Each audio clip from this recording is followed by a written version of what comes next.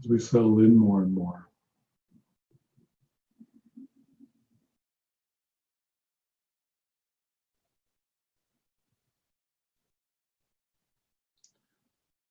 feel yourself becoming more and more present, more and more aware.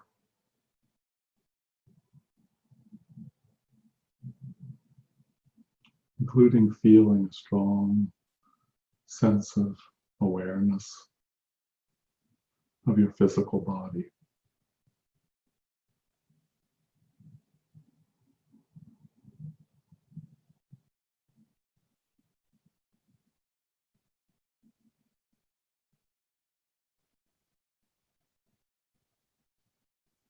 Be particularly aware of the sense of your whole body.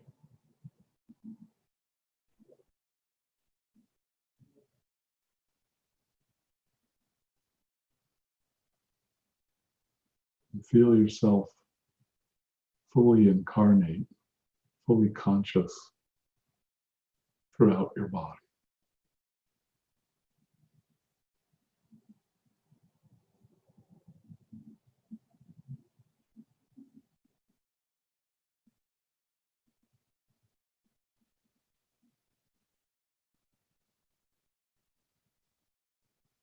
Aware of the posture that you're sitting in, or if you're in some other position.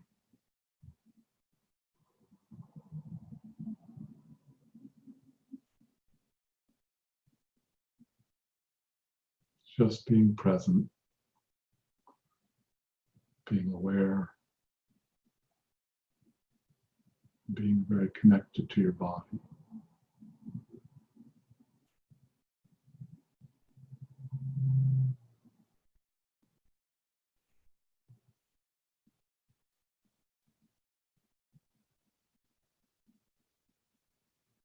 At the same time,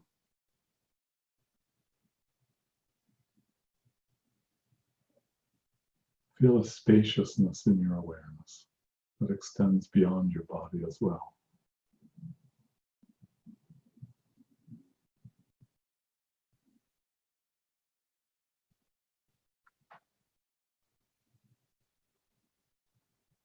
An openness.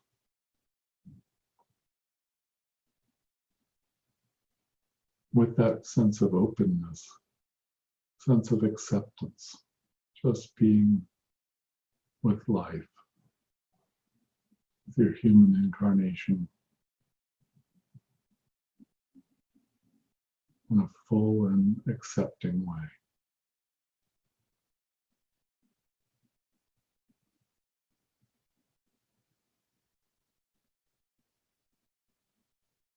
Just letting go of any concerns, struggles, tension, just letting go into spaciousness, presence, acceptance.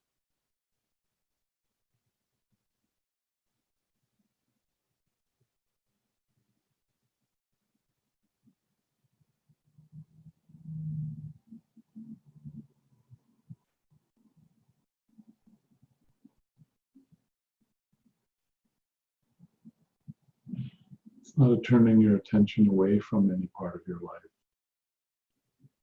but rather just being with whatever's there, the wholeness of your life,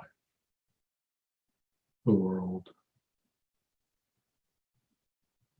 your human nature, and just being with it all, open, accepting,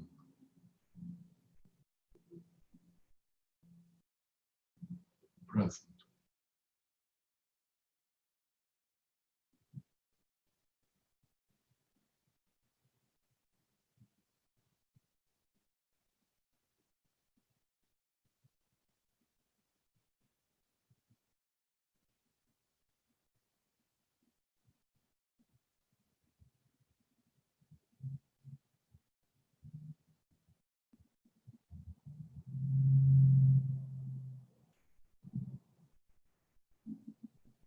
With that, feel a sense of contentment.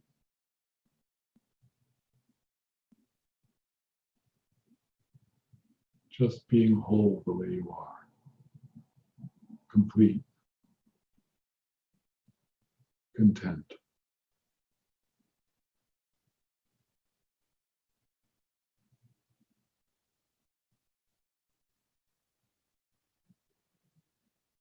You may feel places where there's aversions or desires. Just let those be, settling slowly, more deeply into a simple sense of contentment.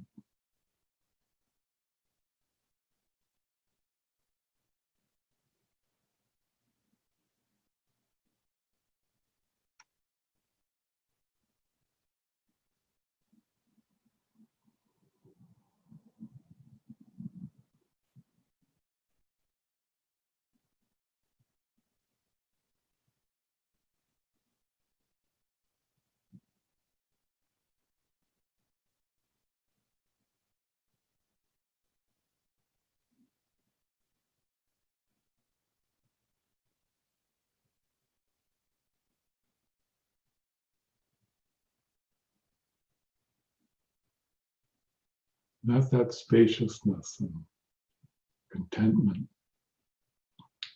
acceptance deepens,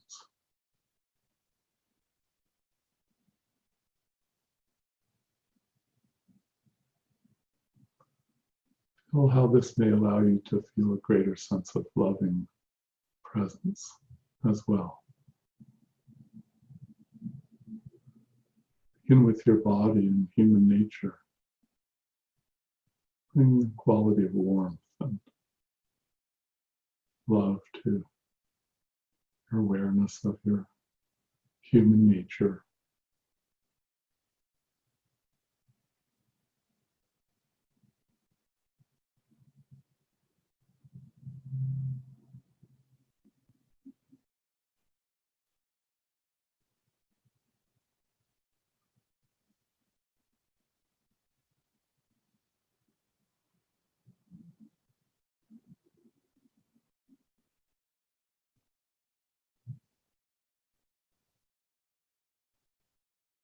And also let that feeling extend beyond your personality.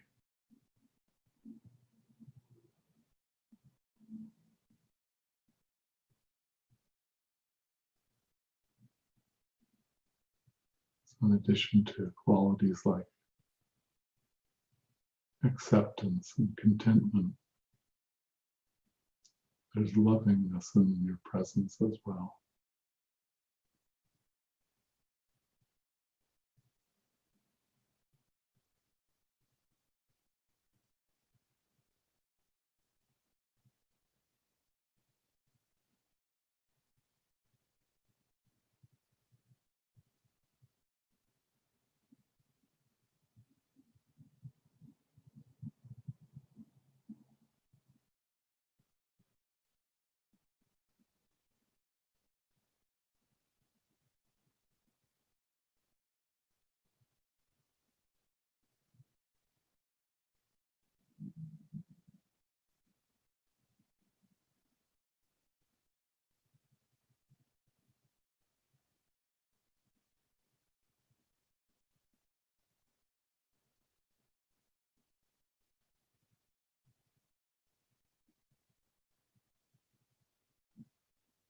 And feeling this, take a moment to reflect on yourself as a source of love.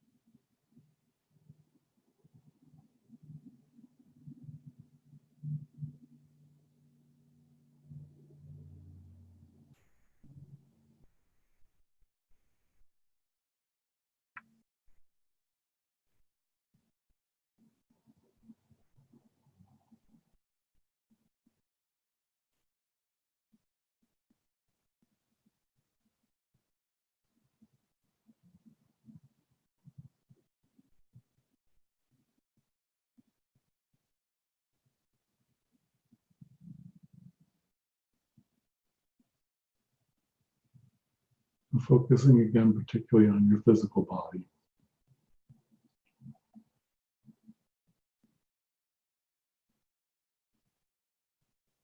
And your immediate environment. And when ready, open your eyes.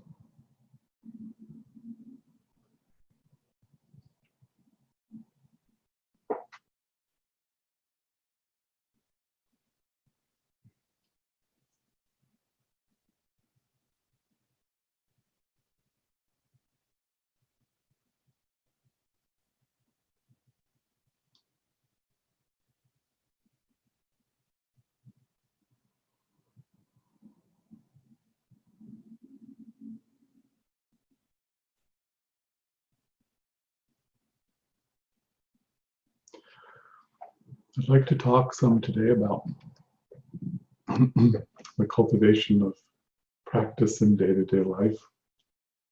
I'd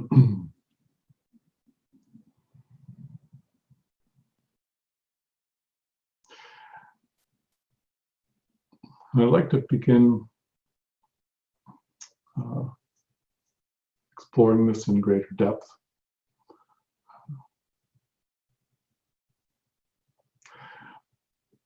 By creating a little context and talking about the stages of spiritual practice. Something that is usually called stages of enlightenment, or invariably in all spiritual teachings that we encounter. There tends to be some kind of way of understanding different stages of the path. This is important because it gives us a sense of context, a sense of basically a way to understand not only the particular stage that we're at on the path, so we can better understand the sort of the practices and the perspectives that are particularly relevant to that stage, and the challenges that we may be experiencing at that stage. But it also, of course, gives us a sense of the future, hopefully a more realistic sense of the fullness of the path, and some inspiration, better understanding the possibilities of the future.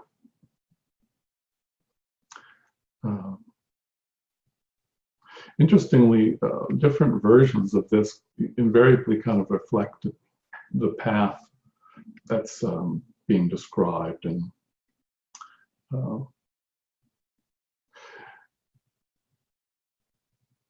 so, for instance, in Vedanta, there is a sevenfold version of stages of the path, and they're called stages of enlightenment, or the stages of wisdom.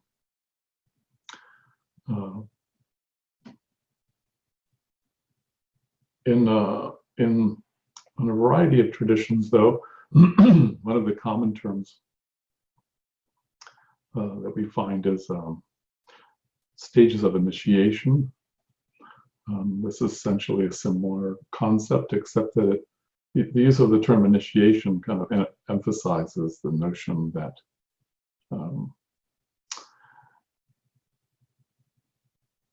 in one way or another, in most spiritual paths, we're not evolving in isolation. There's a larger spiritual community that we're part of, and that an aspect of the value of that community is empowerment, a support, and a transmission to us. And in the system, in the tradition that I'm a part of, there's various ways that our spiritual path is empowered by others,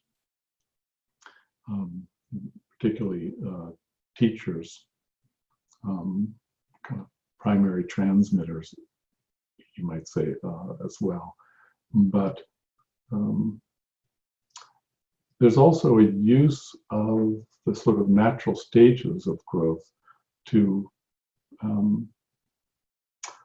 focus in on particular moments when we are ripe for a transition, and to use grace or transmission to empower a particularly strong introduction to the next stage of the path. And by next stage, because these major initiations are very significant turning points in the evolution of the soul, then invariably there's often a fair distance in time between these different major initiations, at least typically decades, if not often lifetimes, depending on the initiations. So I wanted to take a few minutes to just do a relatively quick overview of an understanding of these stages, these levels of initiation or levels of awakening. Sometimes I like to call them, in another context, the stages of presence. Because we can come to develop an increasingly deep intuitive sense of the basic nature of the state of consciousness and the nature of the quality and sort of type of presence that we experience at each of these stages. These stages, incidentally, aren't kind of random. They're not just, there are versions of the path where people kind of have their own idiosyncratic way of talking about, well, you go through these different stages. But one of the things I've noticed is that in looking around the world at a wide variety of traditions, there's quite a few teachings and traditions that end up coming up with some kind of version of these stages that do in fact line up with each other. For instance, a fairly well-known version of this is 4 stages of enlightenment in Buddhism. And I've noticed that even though the descriptions vary a little bit, there's a sort of, because people are on different paths, the way they're going to describe these stages and the practices they're engaged in and so on, of course, are going to vary. And their spin, you might say, on that stage is going to reflect the style of that path. But if you look beneath the surface, there's a more kind of archetypal or universal dimension to each of these stages. And so, for instance, in teachings like the Sant Mat or tradition that's part of the Sikh tradition, there's a very similar concept. The way that a person experiences it is somewhat different. It's more of a bhakti leaning path, and there's a style of meditation that where one sort of transforms in such a way that one gradually, in meditation, for instance, loses awareness of the physical world and progresses gradually, plane by plane, through a process of inner enlightenment and transformation, opening to a deeper sense of surrender and self-realization. But the basic archetypes look very much the same, nonetheless. In the Sufi tradition, there's a system called stations of the soul. And it's the same kind of thing. These stations are, again, kind of more bhakti leaning, as per the general style of Sufism. But they very much parallel the Buddhist system, the Sant Mat system. Sri Yukteswar lays out a system in his book, The Holy Science, very similar. Again, you can find parallels in the Kundalini Yoga type traditions, and on and on. I won't, if there's interest, I might do a whole course on the stages of initiation, because it's actually a very interesting way to kind of illuminate our practice, is to look at it through the lens of the different stages. Because there's actually a way in which even though each stage has a kind of basic center of gravity, you might say, a kind of focus where your energy is, your quality of presence, and even the kind of practices you may be engaged in. There's also a way in which it's possible to infuse each level with some elements of the other levels as well. And invariably a kind of broader approach to the path. The whole path informs every stage of the path. So to actually at least have some kind of basic familiarity with all of the stages helps to illuminate the whole thing. So if there's interest, I might take time at some point to go much more deeply into in another webinar into these stages of the path. All right, but for now, just a quick overview.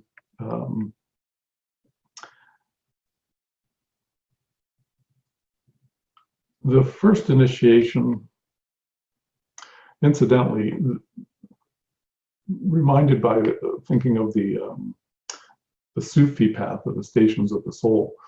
One of the things that the Sufis express very well, and we actually see this in other places like the Buddhist version with the 4 basic stages, is that there's talk about the notion of that once attaining a particular stage, the way they describe this in the Sufi version, stations of the soul, is that they use this word station very interestingly to mean that it's kind of like it's almost like being in a building, and a particular level of initiation is kind of deepening and maturing like a story. One of the floors of a building. Let's say if you're a second-degree initiate, you're essentially on the second story of the building. And when you pass through that initiation, that moment of awakening, that death, rebirth, breakthrough that takes you into the 3rd stage, then you're on the 3rd story. There's no 2.5. Like you don't. You're either on the 2nd story or the 3rd story, because it's a basic archetypal way of being. And it does transform and evolve. So you kind of grow towards that next level. But in a sense, you're still in the 2nd story until you get to the 3rd. Then you break through into that next archetype. So this really kind of tends to indicate to us that there is something very deep and archetypal in our human nature that kind of gives rise to the reality that there are these basic stages of the path, however we may be experiencing, whatever the path may be. There's fairly universal, deep pattern that we're experiencing in this process of awakening. Now, there's actually, from a more kind of sophisticated exploration of the initiations, there's a few different points of view. So to really have the particularly rich understanding, it would be necessary to look at the initiations from a few different basic points of view at the same time, kind of put them together. We don't have time to do that today. Again, I'll leave that for another webinar.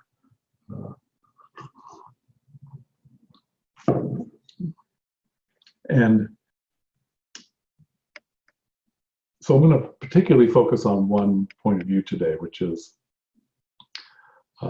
starting from the physical plane and then adding the planes as a sort of focal point for each. Sort of in a sense, it's the ascending point of view. We're gonna add enough quality to it so it's not a purely ascending path, but there's an important reason why since we're very physically incarnate beings, that we tend to experience an expansion of our consciousness in part as including dimensions that we're not already aware of, and that kind of grows from the physical plane inward generally for most people. So we'll kind of use that model today. It's the most common one across many traditions. But we'll at another time, we'll shed some more light on that, looking at it from other points of view too. So the first initiation relates particularly to the physical body. And the yoga that most naturally goes along with the first initiation is karma yoga, because that's the yoga of action, the yoga of our being present in our physical bodies and our lives, being present to behavior, and working with the quality of presence in day-to-day life. Of course, again, depending on the path, people will approach that in different ways. But it's generally more connected now. It's possible if a person is a very meditatively oriented person, is very has a leaning philosophically where they really want to just sort of put the physical world behind, think of it as some place they'd rather not be. They may approach the first initiation in a very meditative and otherworldly way and not really focus very much on karma yoga. My feeling is that that's a kind of imbalanced way to approach the path. It's much more likely to have some negative side effects. And it generally doesn't lead most efficiently to a stable, grounded spiritual development, or to a safe approach to the path. There's more danger of energetic problems. There's dangers of falling back, of not having established a solid foundation, so you're more likely to run into problems later. You run into challenges that test that foundation and you end up falling back. So it's important for the first initiation to be one of establishing a solid foundation in our spiritual life. In fact, that's one of the key words I would use to describe the first initiation, as it's a stage of foundations, of laying a very kind of, it's like you're building a pyramid and you have to build a very solid base. You're not going to get the altitude you want. So you can have a complete pyramid, because a pyramid requires a peak at the top to be a pyramid, but it also has to have a complete base to support that. So the first initiation, in part, is about laying a very solid foundation to our spiritual path.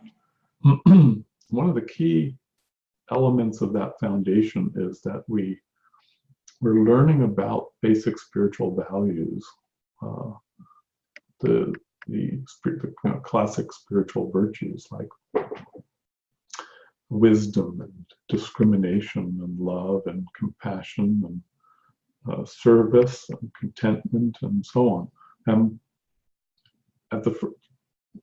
during the first initiation cycle, a key part of that is that we need to develop a sort of foundational ability to apply these spiritual qualities to our behavior, to our physical behavior.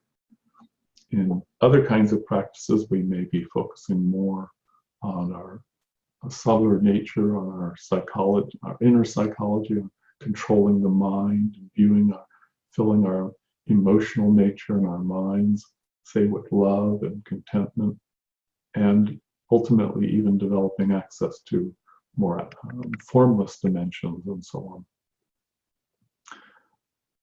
But if we don't first lay a solid foundation of developing those qualities in our day-to-day lives and in relationship to our physical bodies, our behavior, as we open to these inner dimensions, we can energize, bring forth strong energies, past life karmas and tendencies, a welling up of emotion, desire.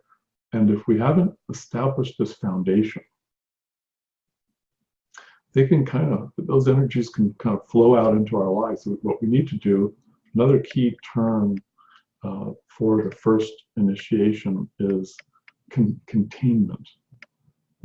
I use this word containment a lot because what it does is it describes the sense that our physical body is like a boundary. So it's almost like our skin defines a boundary of relationship between our individual nature and the world around us. And there's a threshold there at that boundary where we make decisions about that if a certain, let's say if an impulse to speak harshly arises in our nature. So already that impulse now exists inside the container of our individualized personality. But we're faced with the decision at that point. If we're awake and we're paying attention, we can make a choice. Am I going to let this impulse that's arisen on the inside, so to speak, flow out and become a behavior in my outer life? And so a key capacity that we lay a strong foundation in at the first initiation is to make that choice and be able to contain things that we have decided we'd rather not. It could just lead to more negative karma. It leads to pain for us and for other people. I'm not going to express that. All of us are going to and do already and will continue to experience plenty of opportunity, plenty of situations in which a long phase of the path where these impulses, these tendencies, these energies arise in us. It's not until a very advanced stage that they cease arising at all. So self-control, a certain basic discipline, discrimination. We have, on the one hand, it's very important to accept these aspects of ourselves, accept these energies inside of us, these less wholesome traits, these impulses, and so on. So we need to, it's certainly true and very important to learn to accept that they're there. But at the same time, we need to acknowledge, we need to develop wisdom that discriminates about, is this really something I want to energize, to affirm, to let express, kind of cross the threshold of my personal nature and flow out into the world. This is very actually key to the whole wisdom of establishing the first initiation. Now, it's not exclusive to the first initiation. We continue to deepen this ability onto other initiations. We certainly won't be a master of this ability to recognize these impulses, understand their nature, and make wise decisions about whether to express them or not. That is, that's going to go on at least to the third initiation, that we'll be working with those issues. And in some ways, they'll always be there. There'll always be this deepening of wisdom about that. But the first initiation is a key turning point, because it's a stage in which, when looked at from this point of view, from the karma yoga, if you will, point of view, the path of being very present and mindful and discriminating about our behavior.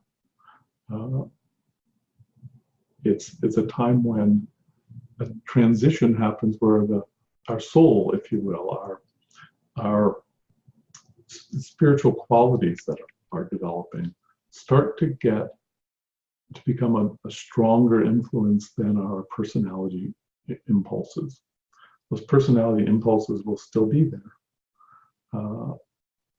And we need to develop a skillful way to not only recognize and accept those qualities and contain them when we decide that they're unwholesome, but to find ways to love, to heal, and to integrate those energies, ultimately to transform them when possible and have them enrich our nature.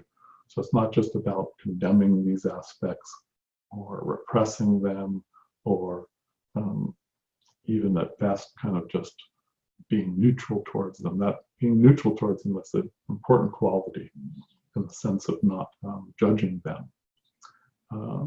But it's also possible at times to bring a more transformational attitude towards these energies. But um, the first step in laying that foundation for the possibility of deeper stages of transformation and awakening is that we have to have a clear discrimination between wholesome and unwholesome behaviors and motivations, and be able to make wise decisions.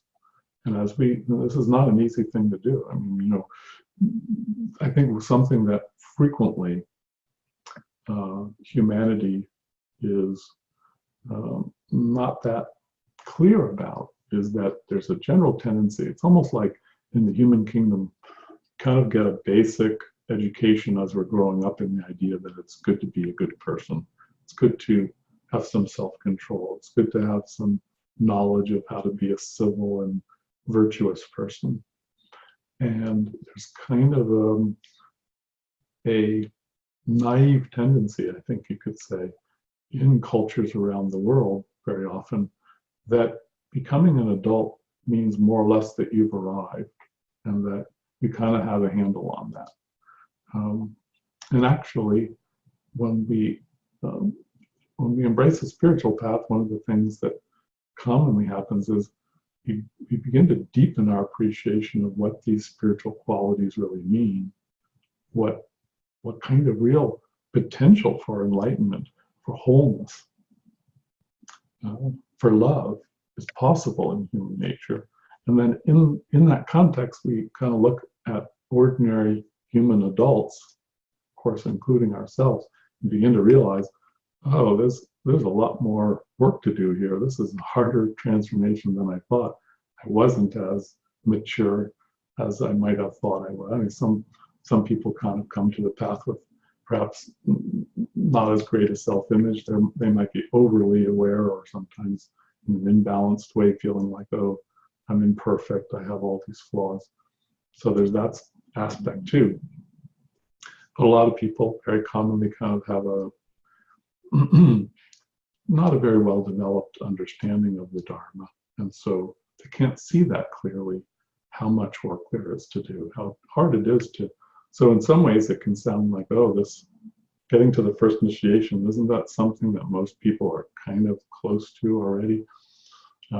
Sometimes people might react that way, but in fact, it's actually fairly rare. The first initiation is not prevalent in the human population in the world right now.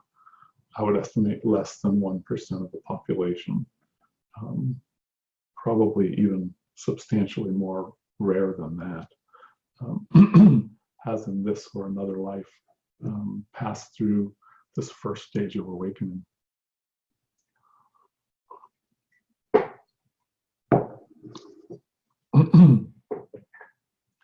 So, although it's not uncommon at all for people to engage in other practices around the first initiation, like meditation, Tai Chi, all the kind of traditional practices we see in many traditions, from sweat lodges and vision quests to pilgrimages and chanting mantras and service and of course all the different kinds of meditation practices. The thing we don't want to overlook is the significance of making sure that we're paying attention to laying a solid foundation in karma yoga. Adding these other practices will accelerate the rate often. If we approach these practices in a balanced way, they will accelerate the rate at which we grow and add considerably. So we're not in kind of focusing, as I've said so far, that we're saying karma yoga is the yoga of the first initiation. It's not, first of all, suggesting somehow that other practices aren't relevant to that stage. And nor is it suggesting that karma yoga is necessarily like a beginner's practice, because in many ways, it's a more challenging practice than, say, meditation. For many people, it's for most people, I would say, who put some time in and have some success at meditation, it's a lot easier to get into a state where they get concentrated. In a sense, getting concentrated in meditation where you've brought your focus of attention to a place where distractions aren't constantly pulling you off is the meditative equivalent to the goal in Karma Yoga of being aware and present and kind of recollected, concentrated in moment-to-moment experience, and acting out of the wholesomeness of that state rather than being pulled off into the distraction, you might say, of motivations and behaviors that are less wholesome. So learning to do that in meditation actually often is a bit easier than in Karma Yoga, because in meditation we don't have to focus so much on the behaviors that we're constantly needing to be engaged in day-to-day life. We can just say, okay, for right now, I'm not going to think so much about the details of what I need to be doing in my life. I'm going to focus more on the quality of my presence and become more concentrated, more present, more loving, more content. So in that sense, meditation can help, but it's not a direct thing. Like, you just, because you've achieved it in meditation, it doesn't automatically make you that way in your day-to-day life. There's always a gap between, if you're a meditator, there's inevitably a gap between the quality of presence that you're able to enter into in your day-to-day life, or in your meditation, versus in your day-to-day life. But many people feel attracted to doing both at the same time, both an inner practice of some form of prayer, meditation, contemplation, spiritual exercises, Kundalini yoga, breathing practices, something that's kind of more internal, and a more, the yoga of day-to-day life.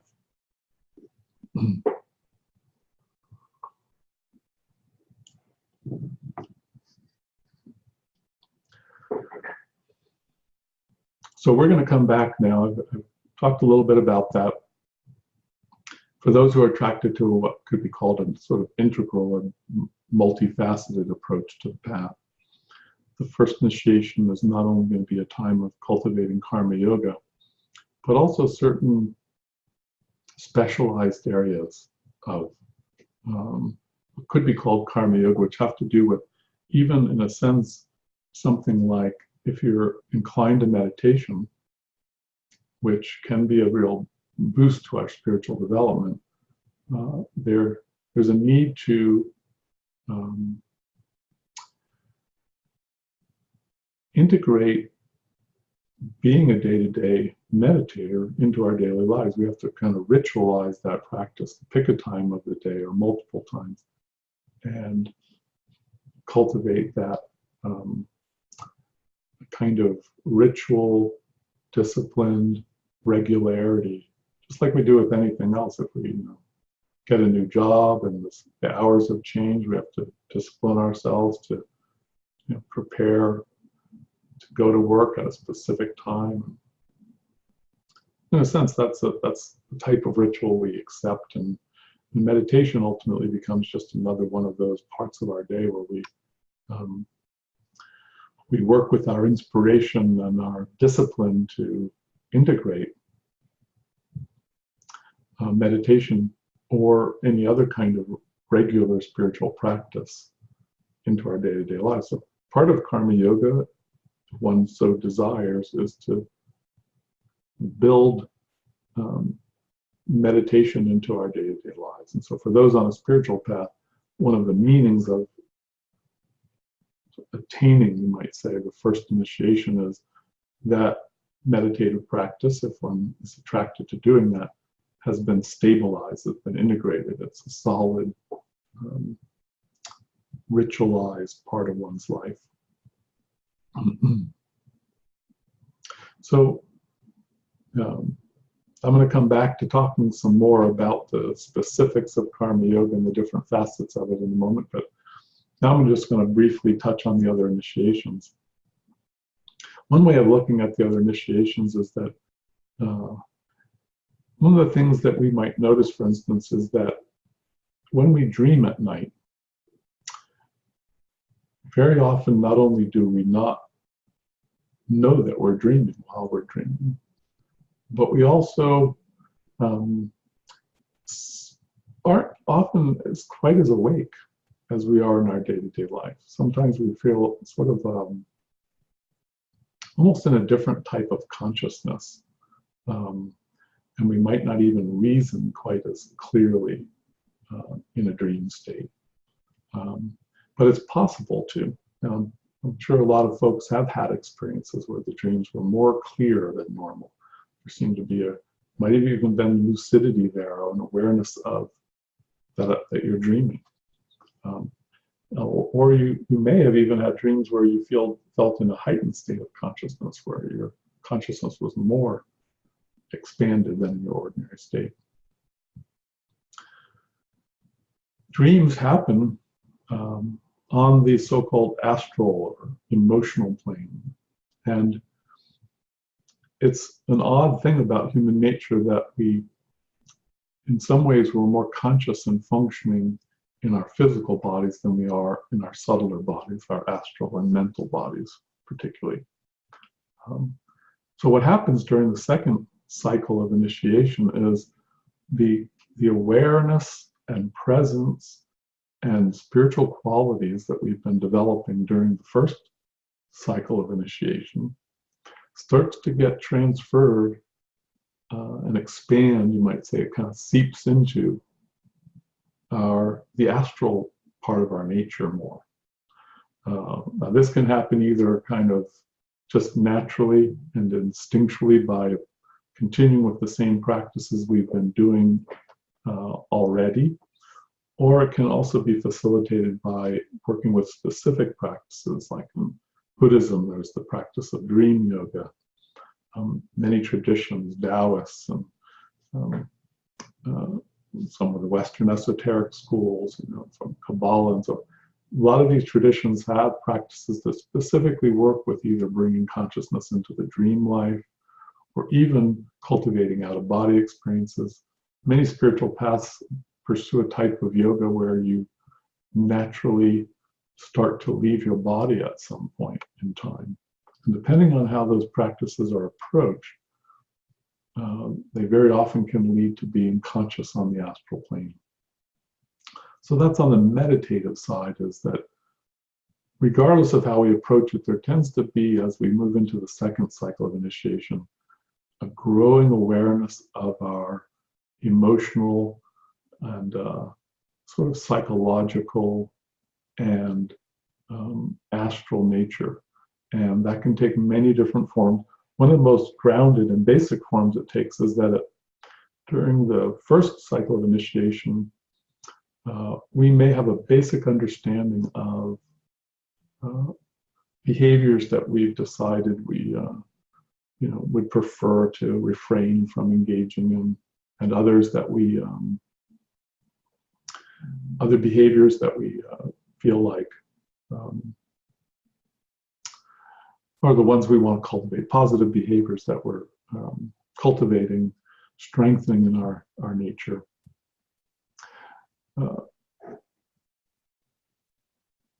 That kind of lays this foundation that gets carried over, and as it does, as it expands into the astral world, a basic element of what's happening is that we start to see deeper into our own inner motivations behind these behaviors.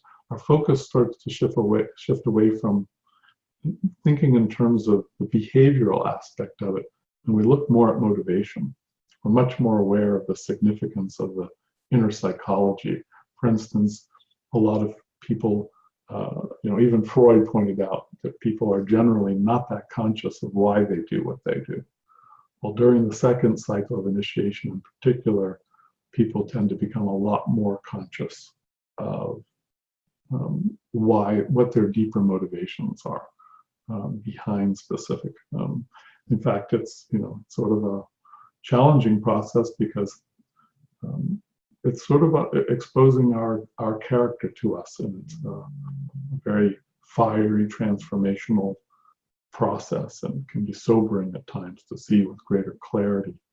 We also are inevitably going to see the folks around us with greater clarity and have a deeper appreciation of what's really motivating them. Often we'll find ourselves in a situation where we feel like we've sort of opened up into this dimension of knowingness and experience where we can relate to ourselves and other people and notice the patterns of psychology, the basic motivations, and sometimes the sort of subtler psychodynamics of what's going on in the situation. And we're also often aware that other people don't quite see what's going on. They kind of live more on the surface and don't really have as rich an understanding, for instance, of why they're doing what they're doing. So that becomes another challenging aspect of the path, is that we need to not only accept ourselves as we see deeper into ourselves, and so it takes time to transform these things. Awareness is going to be kind of ahead of transformation. The first stage is that we'll recognize things in ourselves, and then we need to learn to accept those things.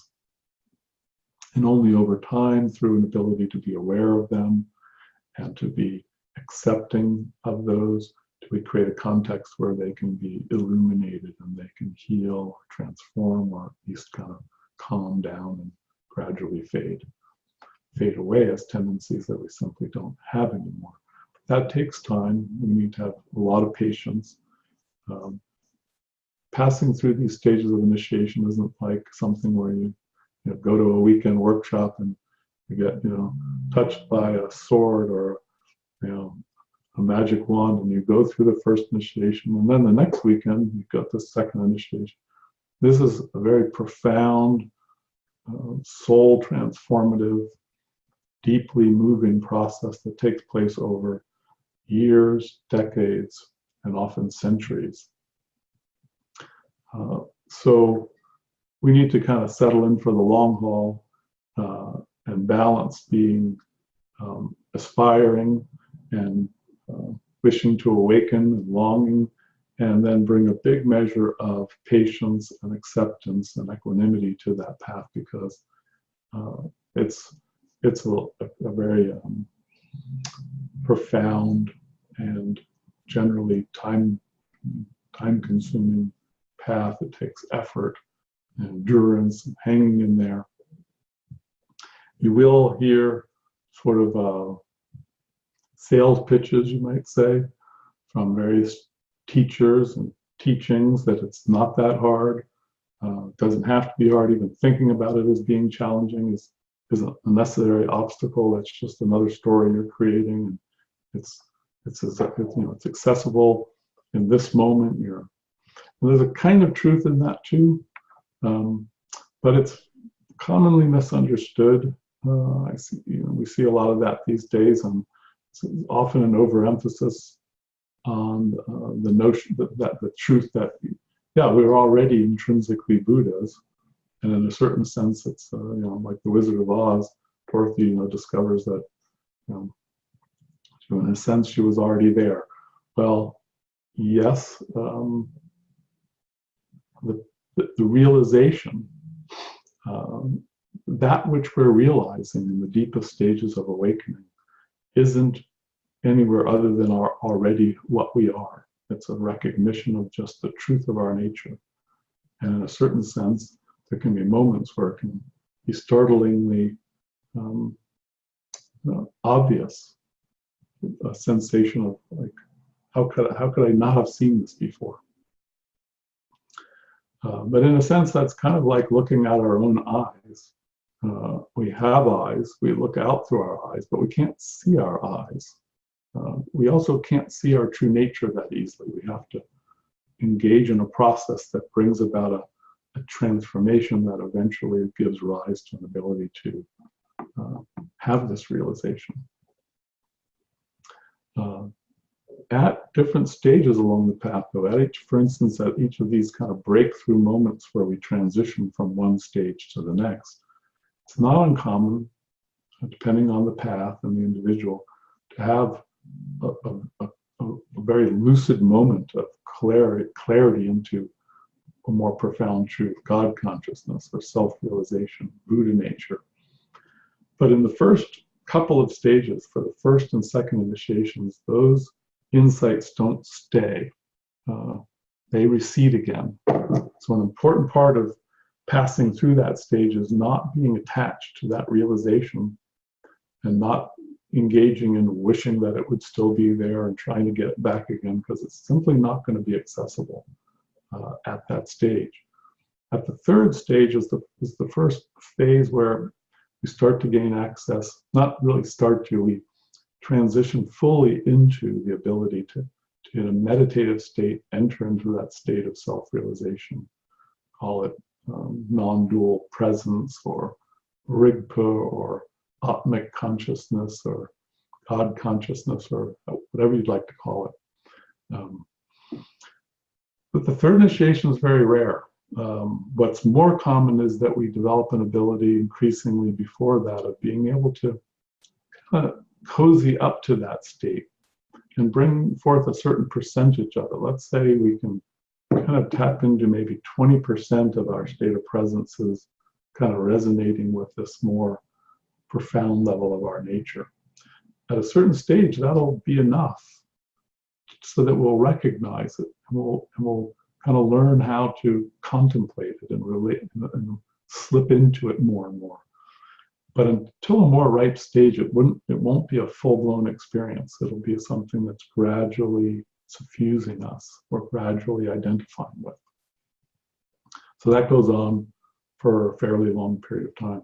Incidentally, the meditation that we started out with today is kind of a version of that. It's the essence of what we're evoking in that type of meditation, where we're particularly dwelling on qualities like just being present, just letting go and accepting things the way they are. That's kind of the tip of the iceberg. As we can tap into that, it will gradually blossom into what ultimately becomes non-dual presence. We'll realize our Buddha nature moment to moment. Everything that's arising will be perceived intuitively as Buddha nature. So that's the natural outcome of the kind of meditation that there's other kinds of meditation that will lead to that state too. But some are kind of, you could call them bridging meditations, where specific content that you're focusing on. Let's say if you're involved in a complex breathing practice where you're focusing on chakras, you might even be actively working with Kundalini. These practices, as an example, can be very powerful ways to sort of purify the system, refine the body-mind, and can be very accelerating to our spiritual growth. But they're not necessarily practices where the heart of the practice is seeking to enter into that state of presence of self-realization. That doesn't necessarily mean they're not as good. Sometimes they can be more effective ways to accelerate reaching that realization than the direct actualization practices. Or I would suggest for many people, if they want to think in these terms, doing both at the same time. That's why we see in these traditions like Kundalini Yoga and Tantric traditions, Qigong and Taoist practices in Tibetan Buddhism and so on. There's a large body of practices in Tibetan Buddhism that are called Tantric practices. Now the Tibetans know that this non-dual state of presence is the essential goal. Why bother with Ngondro and Tantric practices? It's because it's understood that those can accelerate you through those stages in a way that's actually more efficient than exclusively focusing on the state of non-dual presence, or whatever degree that you can try to access that at that stage. So understanding these different facets, that's part of what understanding the different stages of initiation brings to us, is we can gradually get a sense of, well, where am I on the path, and which practices are ideal, are most efficient, most profound for that stage. Because it's something that we see all the time, where people kind of practice, you might say, out of their grade. If you're in second grade, do the second grade curriculum. If you do the third grade curriculum, you might kind of figure that out eventually, but it's not the center of gravity of where you're at. It's not going to speak to your heart the most deeply. It's not going to be the most powerful for your transformation. I hate to say it, but there's a way in which people kind of get glamorized by the idea, what's the coolest practice? You know, I want to do the deepest thing. I had a friend who's very deep into the Dzogchen practice and spent many years driving Tibetan Buddhist lamas around, pick them up at the airport and bring them to do their retreats and things. He was talking one time, he noticed a lot of them were constantly talking about the deepest practices, Dzogchen and Mahamudra and things.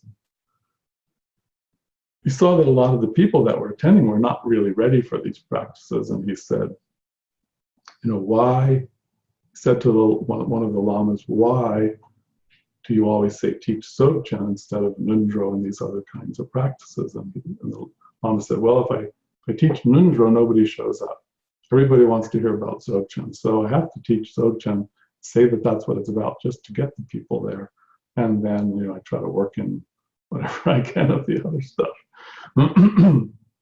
Now, that's certainly not to say that, you know, everybody's like that they're sort of overshooting where they're at.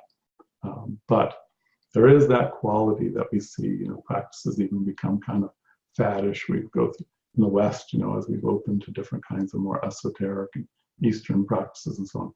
There's kind of waves of faddishness. And in fact, one recognition a lot of teachers that have been practicing and teaching for decades are kind of talking about more is noticing that when they first went off in the 60s or whatever to study in Asia, they often tried to jump to the most advanced practices. And it took, for many of them, decades to kind of come around to appreciating the foundational practices and the intermediate practices that are the particularly efficient ways to bridge to the most advanced practices.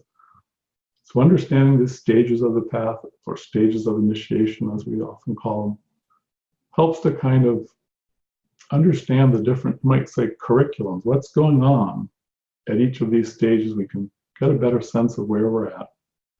And frankly, the vast majority of people are going to be working on the first or second initiation. Third is much less common, certainly not. Doesn't mean practices that kind of resonate with that stage can't be used somewhat at an earlier stage, but to be deeply into that archetype is rare. And the fourth and the fifth are extremely uncommon.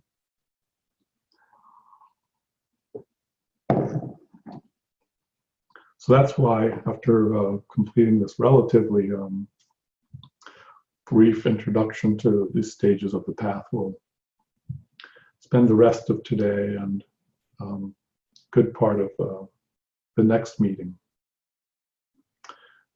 particularly going into a very rich understanding of the first initiation archetype, and also karma yoga, and then somewhat talking about the second, which we'll leave for another time to go much more deeply into that.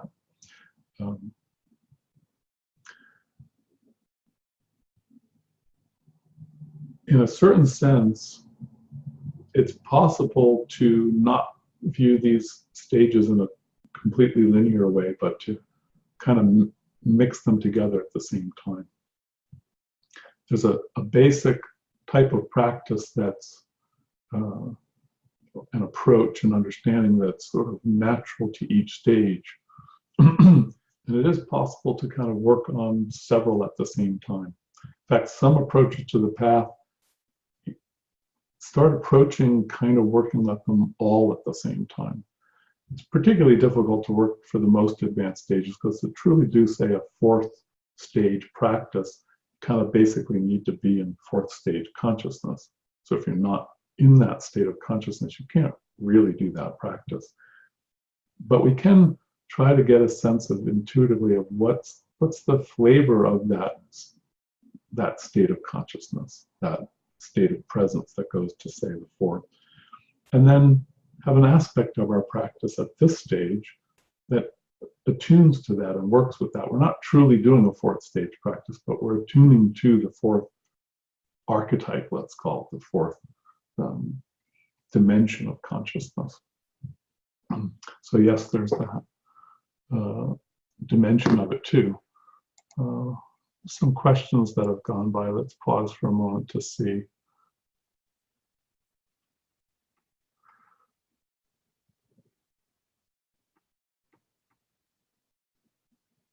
Yes, it's a nice quote from Vivekananda. Thank you.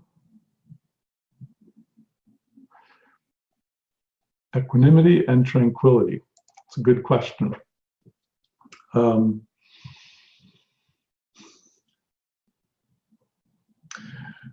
Equanimity is one of the most universal qualities.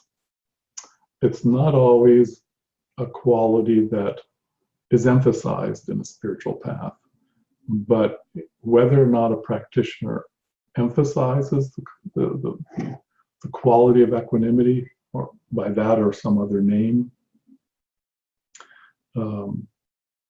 it's inevitably part of the path. There isn't really true, authentic spiritual maturing without a profound deepening of equanimity.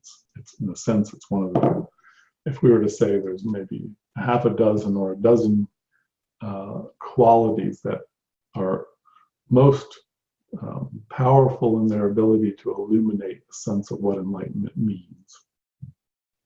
Equanimity would certainly be one of those top 10, you know, not one of the top few. It's right up there with love and wisdom, peace. Part of the reason that the particular term equanimity is used is because it means, you know, equilibrium or balance. And what we're being balanced between is either being attached on the one hand or averse. It's like either we're grabbing onto or pushing away. Equanimity means this point of balance in the middle where we're just okay with reality as it is, with our own nature as we are, and we're not engaged in needing to change anything, believing that something's, some experience is better than another. Say if we're coming up to a stop sign and traffic's heavy and the stop light isn't changing as fast as we like, and we might start thinking to ourselves, oh, this is taking a long time. There's something wrong with the stoplight. And we start going off into being frustrated about the situation and so on. Equanimity in that situation would simply mean being detached from all of that, being able to just be patient and accepting in the moment. A couple of words that are close to equanimity for me, two of them that are particularly useful, I think, to balance out equanimity are the words acceptance and detachment. Because on the one hand, if an aspect of equanimity means being centered in relationship to an attachment, relative to being attached or desiring, to clinging, detachment describes that process of not being attached. By contrast, the opposite of clinging is pushing away, repulsion, aversion. So as we let go of an aversion, it means we're essentially accepting what we were previously judging, what we were previously averse to. So these are the sort of twin qualities of equanimity are, you know, we could name them other things as well, but they're basically accepting and detachment. A common mistake that people make in thinking about equanimity and exploring equanimity is it can seem kind of uninteresting. It's not very inspiring. It doesn't seem to many people to be a very warm, it seems cool, you know, equanimity, just detachment, just this balanced state. Actually, the experience of equanimity is extremely blissful in fact, because our true nature as we are is deeply whole and fulfilled, you might say, and content, peaceful, and blissful. So equanimity is a partial description. It kind of describes in relationship to attraction and repulsion a quality of coming back to presence. It doesn't really completely describe that state of presence, though.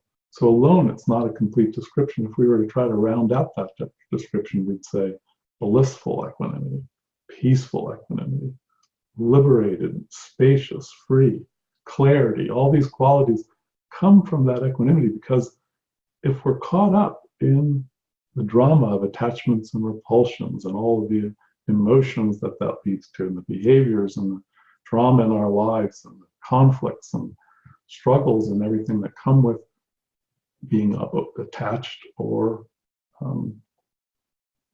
averse.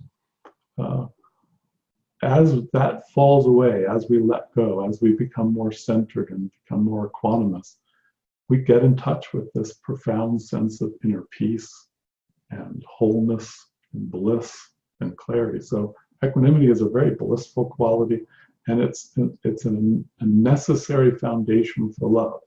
True love, as we all know, is selfless, and without deep equanimity, our love can't be selfless. It's going to be tainted with some kind of self-interest. So there's a profound connection between our capacity to love and our capacity to be equanimous. So by contrast, the question was, what's the difference between what is equanimity and how is it different than tranquility? So tranquility is sort of, in a sense, they're related. Like you could almost use them as a substitute, but tranquility doesn't quite, see, in a certain very profound sense, all of these qualities are deeply interrelated. They're kind of just different ways of talking about the same thing. At the core of our nature is our non-dual Buddha nature, our God nature, our transcendent Atman, you might say, with terms from different traditions, but more or less mean the same thing. And we can't really ultimately adequately describe that. So we start talking about things like, well, enlightenment or presence, and that's useful, but without experience and without something more, it's hard to get a handle on that too. What's more practical is to begin talking about qualities. And at that level, we need to sort of break it down into a lot of these different terms. And on that level, these terms can kind of sound different than each other, but actually, they're really just different ways of describing the same thing. And the more our intuition deepens, the more we realize there's a deep web of interconnection between all these qualities, and they can often kind of be used interchangeably. So there's a deep way in which tranquility and equanimity are connected. But the reason the words are different is they shed a somewhat different light on it. But they're both talking about the same reality. Equanimity, it's easy to imagine, if you become to balance, if you drop attachments you become very tranquil. So tranquility can be a way of cultivating equanimity. But each of these qualities is like a wisdom. We could think of them as like, we can make a phrase like tranquility wisdom, or equanimity wisdom, or love wisdom. And what I mean by those phrases is these qualities aren't just like a paint color like blue, and you just splash some blue in there and now you're equanimous. These spiritual qualities develop in us through cultivating wisdom. That's it's a key part of how we become more equanimous, we become more tranquil, we become more content, we become more loving, because there's a corresponding wisdom that we grow in, an intuitive wisdom that arises as those qualities. So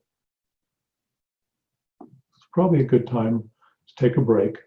And then we can continue talking about that. But that's a basic basic hit on the difference between equanimity and tranquility. There's a question about the meditations and initiations. So that's a little bit bigger topic. I think I'll come back to that after the break. So why don't we take a 10-minute break now, and then we'll have a meditation.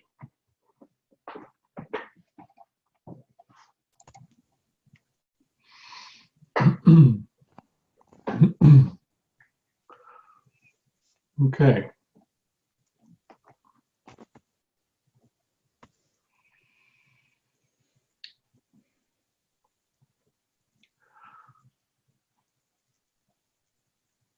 With regard to practices that we engage in our day-to-day lives, there's a few main versions of those. One, of course, is the actual integration of the quality of presence, spiritual qualities, and so on into our moment-to-moment activity. Another category are the kinds of practices that where there's movement happening. We're engaged in something like Hatha Yoga or Tai Chi, but we're not sitting still, so it's really kind of a transitional practice. Those can have very strong sort of karma yoga qualities to them. A third type of practice is ways that we use our inner exercises or meditations, but that they're specifically kind of tailored to integrating spiritual qualities into day-to-day life. So that's the kind of meditation I'd like to do now. Something that's kind of a karma yoga geared practice, you might say. So let's begin.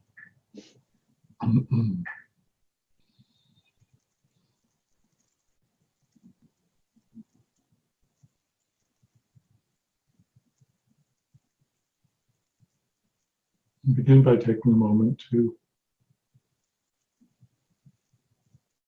relax and become more fully present.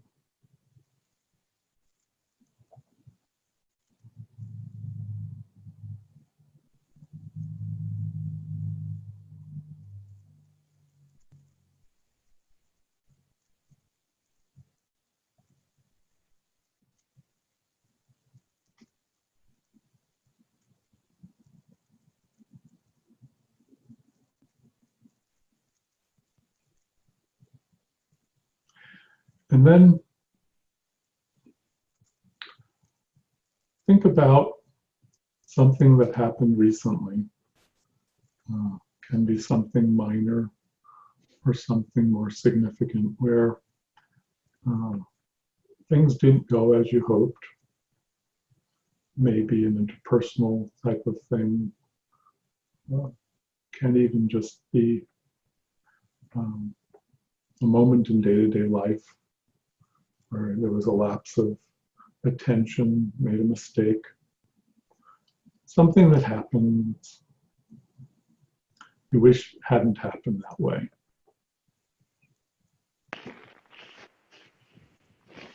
Just take a moment to bring something like that to mind.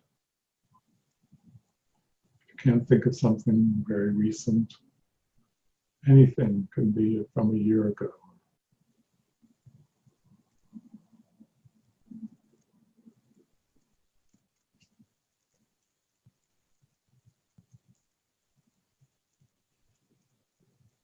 As you bring it to mind,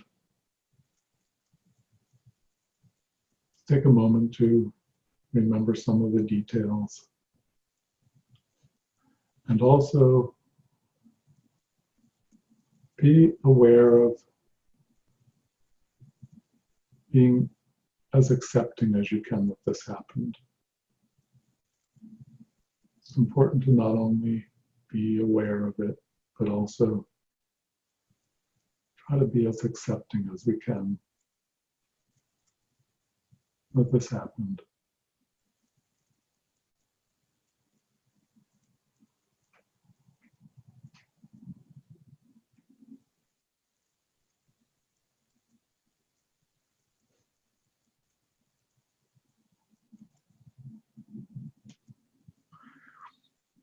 And upon reflecting on this situation, think about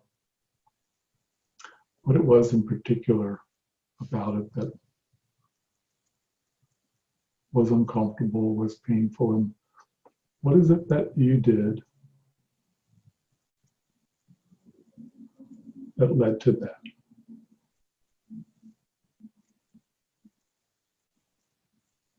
Maybe you were impatient, too attached, too controlling, not paying attention.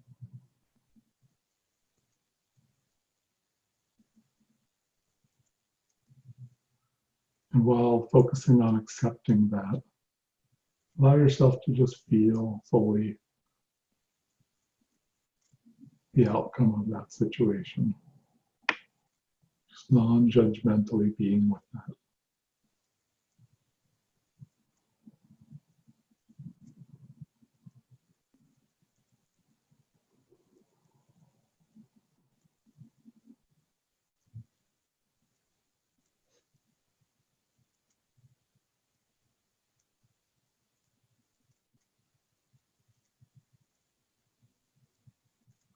If there's some way that you contributed to things turning out how they did, then reflect on the question, if I had a redo,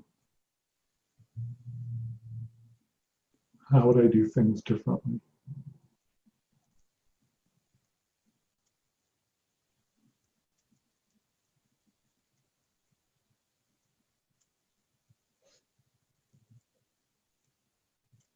What would it look like if I was more calm, more patient, or more present, more skillful?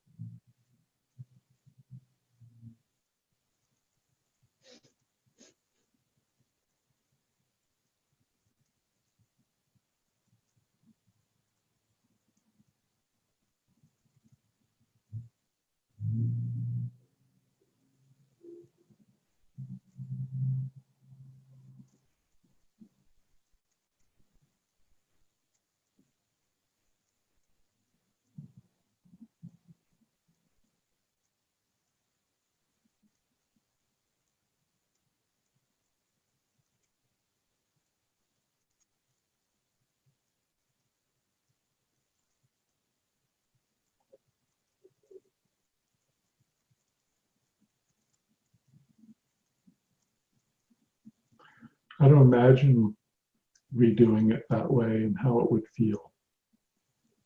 Just put yourself in that situation with the intention, the qualities you'd like to bring. How would that change? How would that feel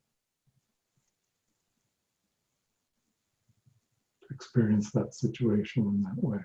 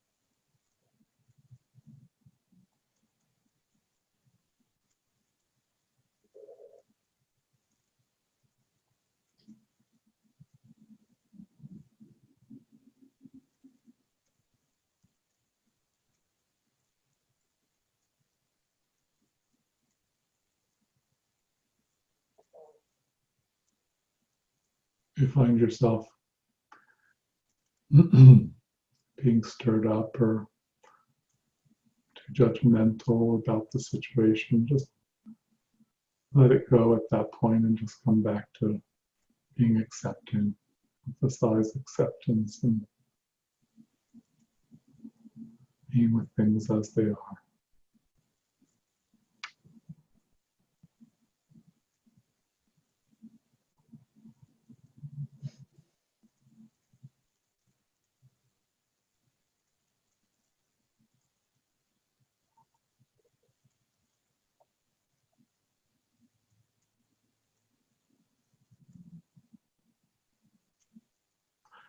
Now imagine something that you anticipate happening. It can be as ordinary as just knowing that you'll have a conversation with somebody in an hour, or you'll have to interact with somebody in the context of work or some other situation soon.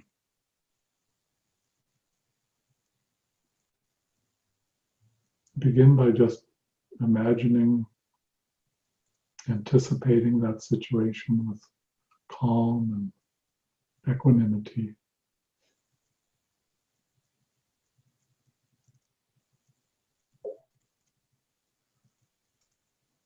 And then imagine yourself being as present as you're capable of in that situation, your most wakefulness and calmness.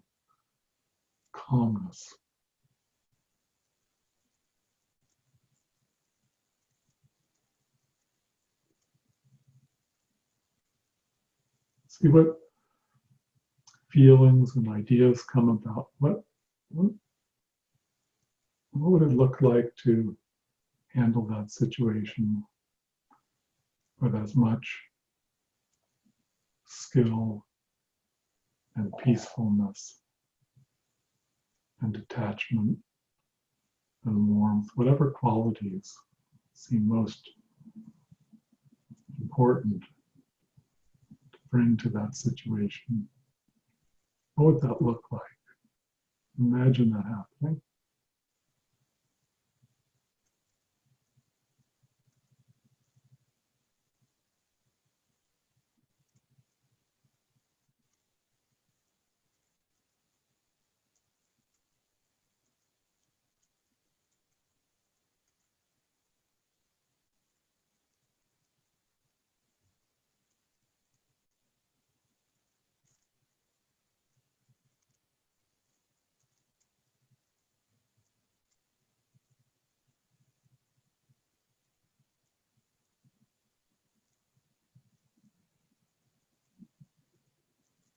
Might be as simple as just imagining yourself in that situation and just feeling as soulful, as heartful as you can, just being deeply present and heartful.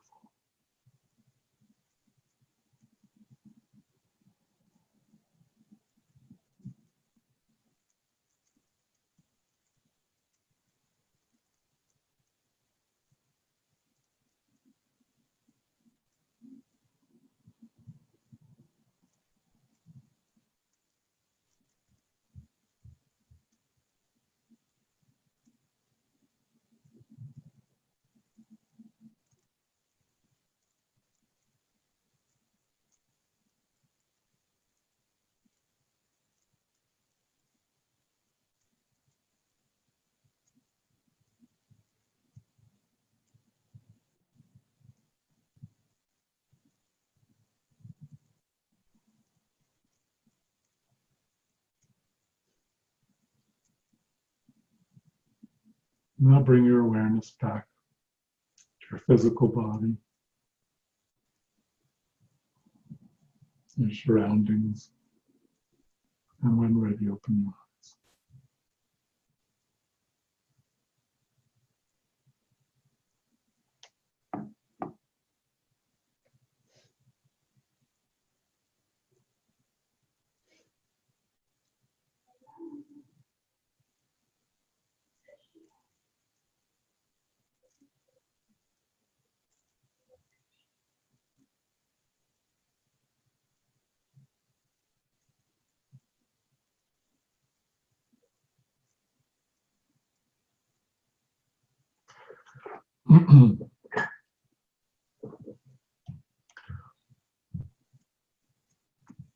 Practices like these can be a very powerful way to bridge meditation and day-to-day life,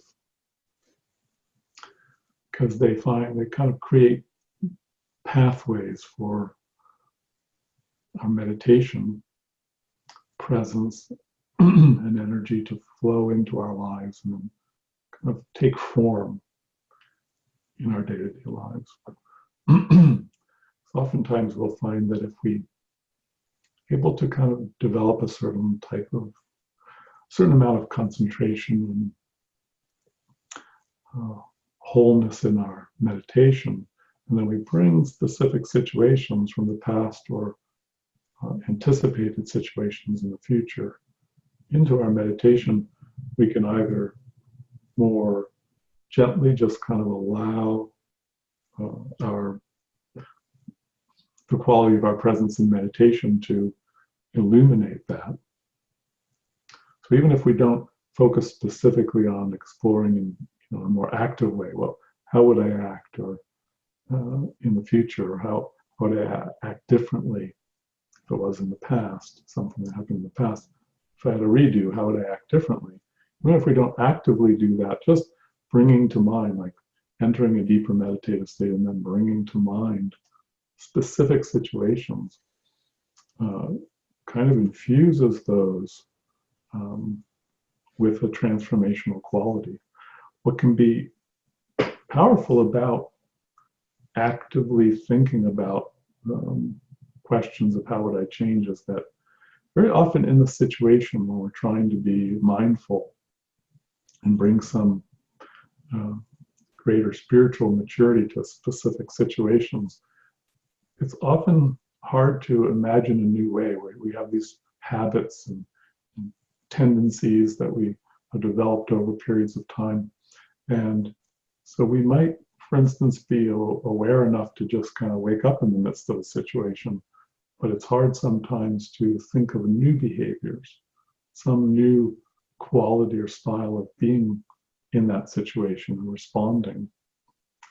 So to do that in a meditative context can be a powerful way to facilitate that. It doesn't have to be meditative, though. I think this is a natural tendency that we often have in day-to-day life to anticipate, reflect on the past or anticipate the future. This is just a more conscious way to do that. And of course, a key part of it is to not get caught up in more distraction about being attached to redoing it. We have to start with accepting that it happened and being at peace with that. That's part of the transformation right there. Or in terms of looking to the future, again, being at peace with whatever might happen. We start with just saying, well, I'll do my best, but it's going to be what it's going to be. But let's see, how do I feel? What insights might come if I kind of reflect on the situation, take it into my meditation and make it a theme of my meditation. Because when we enter a deeper state of consciousness through meditation, it can provide opportunity for creative insights into making these changes. Our greater access to love and wisdom and equanimity kind of infuse those things. And so not only those qualities, but ideas about how to change. Excuse me, what's also powerful about, like, for instance, in the second exercise, there is a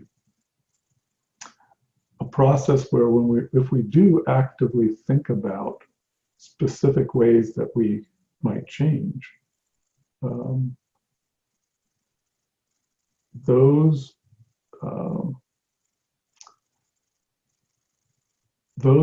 thoughts that we're creating in that moment are, they're elementals, as we've called them, or thought forms, samskaras in Sanskrit.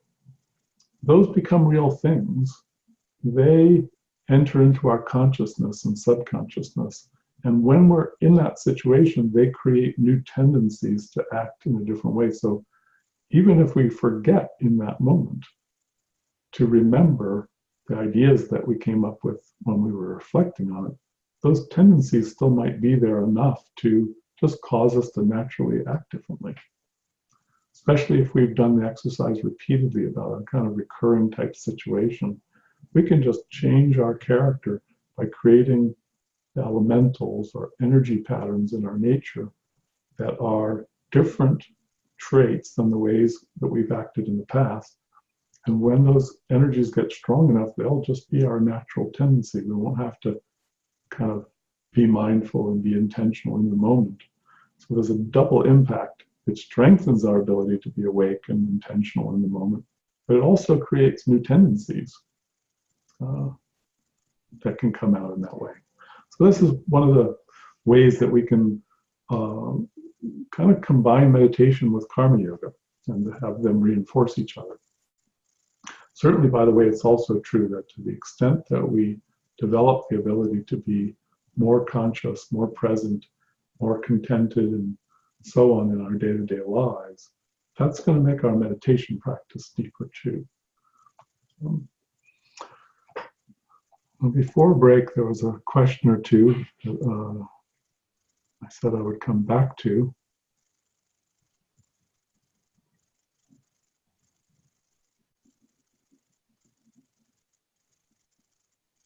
Okay.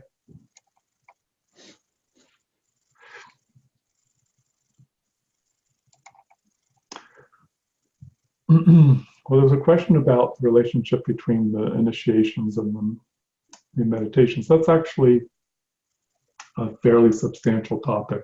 It would require a little bit more discussion about the initiations first. So I'm going to hold off a little bit on going a little bit more into that, but as a brief answer, for instance, the practice that we just did is particularly resonant with the first initiation. Incidentally, though,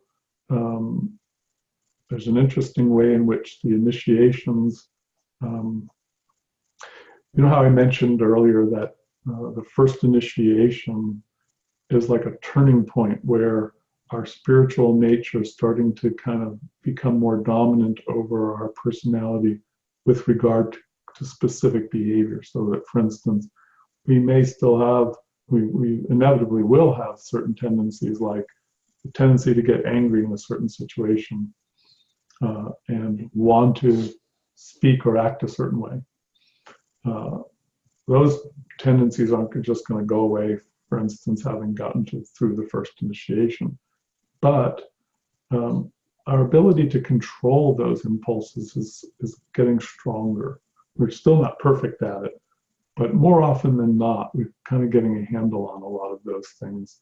And so there's still work to do, a lot of refinement to do, but we've kind of tipped over so that we're more often than not able to sort of bring spiritual values and qualities into our understanding of how we want to act and what our basic values in life are. So that exercise we just did is an example of that. Incidentally, speaking about the first initiation, since we've tipped that balance, the balance has tipped towards, let's say, our soul more. Our soul, with regard to our behaviors, has gotten stronger.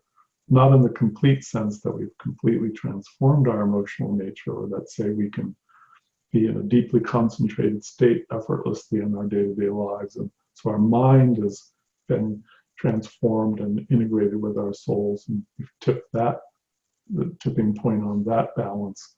But rather just specifically around the idea of having clarity about certain foundational ideas of how to live in a more soulful way, have some self-control, bring spiritual values into our day-to-day lives more. That shift has happened. Subsequently, the basic change that's happened then is that that whole process, which is gradual and takes place over a considerable period of time. In fact, in a certain sense, all of our previous lives have been building to that point. We've been becoming better karma yogis through many, many lives, and it culminates in the first initiation into, it's kind of tipped over now, And there's many implications to that, but one of them is that since our identification, our values has to shift more to our soul, our spiritual values, then our connection to our relationship to our physical body has fundamentally shifted. We've entered into a new state where, although this is far from perfect, we no longer basically believe that we're our physical body. Whether consciously or subconsciously, a basic trait of human nature is we tend to identify with our bodies, as well as other parts of our personality, like our intellect, our emotions. Passing through the first initiation tends to mean that we are less identified with our physical body. The basic change that brings about is we're not as inclined to buy into that the physical world and our physical bodies is the only reality. We've kind of cut through that identification, that perspective, and opened up to, see, before then we might kind of be inclined to believe or even have some intuitive faith that it's true, but experientially and intuitively it's not as strong as a knowingness. But a deep enough change happens at the first initiation, which is in many ways a very profound shift. It's like for the soul, having gone through many lives, attaining the first initiation is a very profound transition. It's in a sense, to use like Christian terminology, it's born again, or Hindus say twice born. In a sense, your being, your human nature, is reborn into a new style, a new set of values, a new identification in life. And so it's often when we, engage in thinking about systems where there's these stages, it's easy to be inclined to think, well, obviously higher stages are better, so I'm going to kind of focus more on those. It's very important not to underestimate the significance of the first initiation. This is not a system where we're talking about many different sub-stages, and each one can be sort of a minor transition where we work on it for a few months or something. There are ways of understanding the path where you can break it down into more details, and you can make a transition from one sub-stage to the next in a matter of weeks or months. These major initiations are huge undertakings, and so even the first initiation is a major transformation, and being very well grounded in it is a profound thing. So we don't want to underestimate that.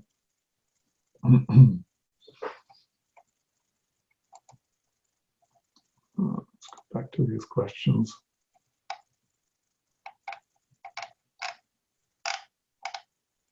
Okay, I think so again, some other meditations that we've talked about and how they might connect to other initiations. The meditation we did earlier is, in a sense, a kind of more accessible version of moving into third and fourth stage practices. That aspect of it that has more to do with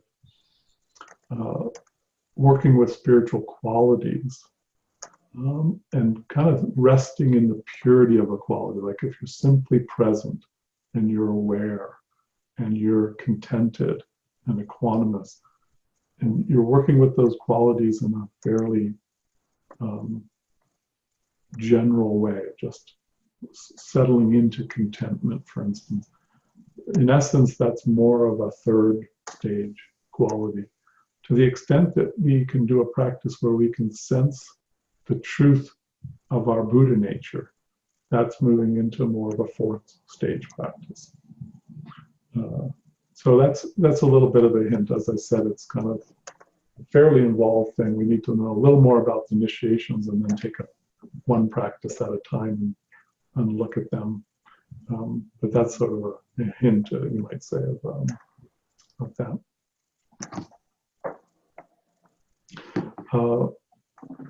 So at this point, I'll take a few more minutes to talk about karma yoga. One of the most important qualities to cultivate in our day-to-day lives is awareness or mindfulness. Sometimes we just call it presence, but presence is a kind of more global quality. There needs to be a kind of wakefulness. That's the foundation of a practice that we engage in our moment-to-moment experience.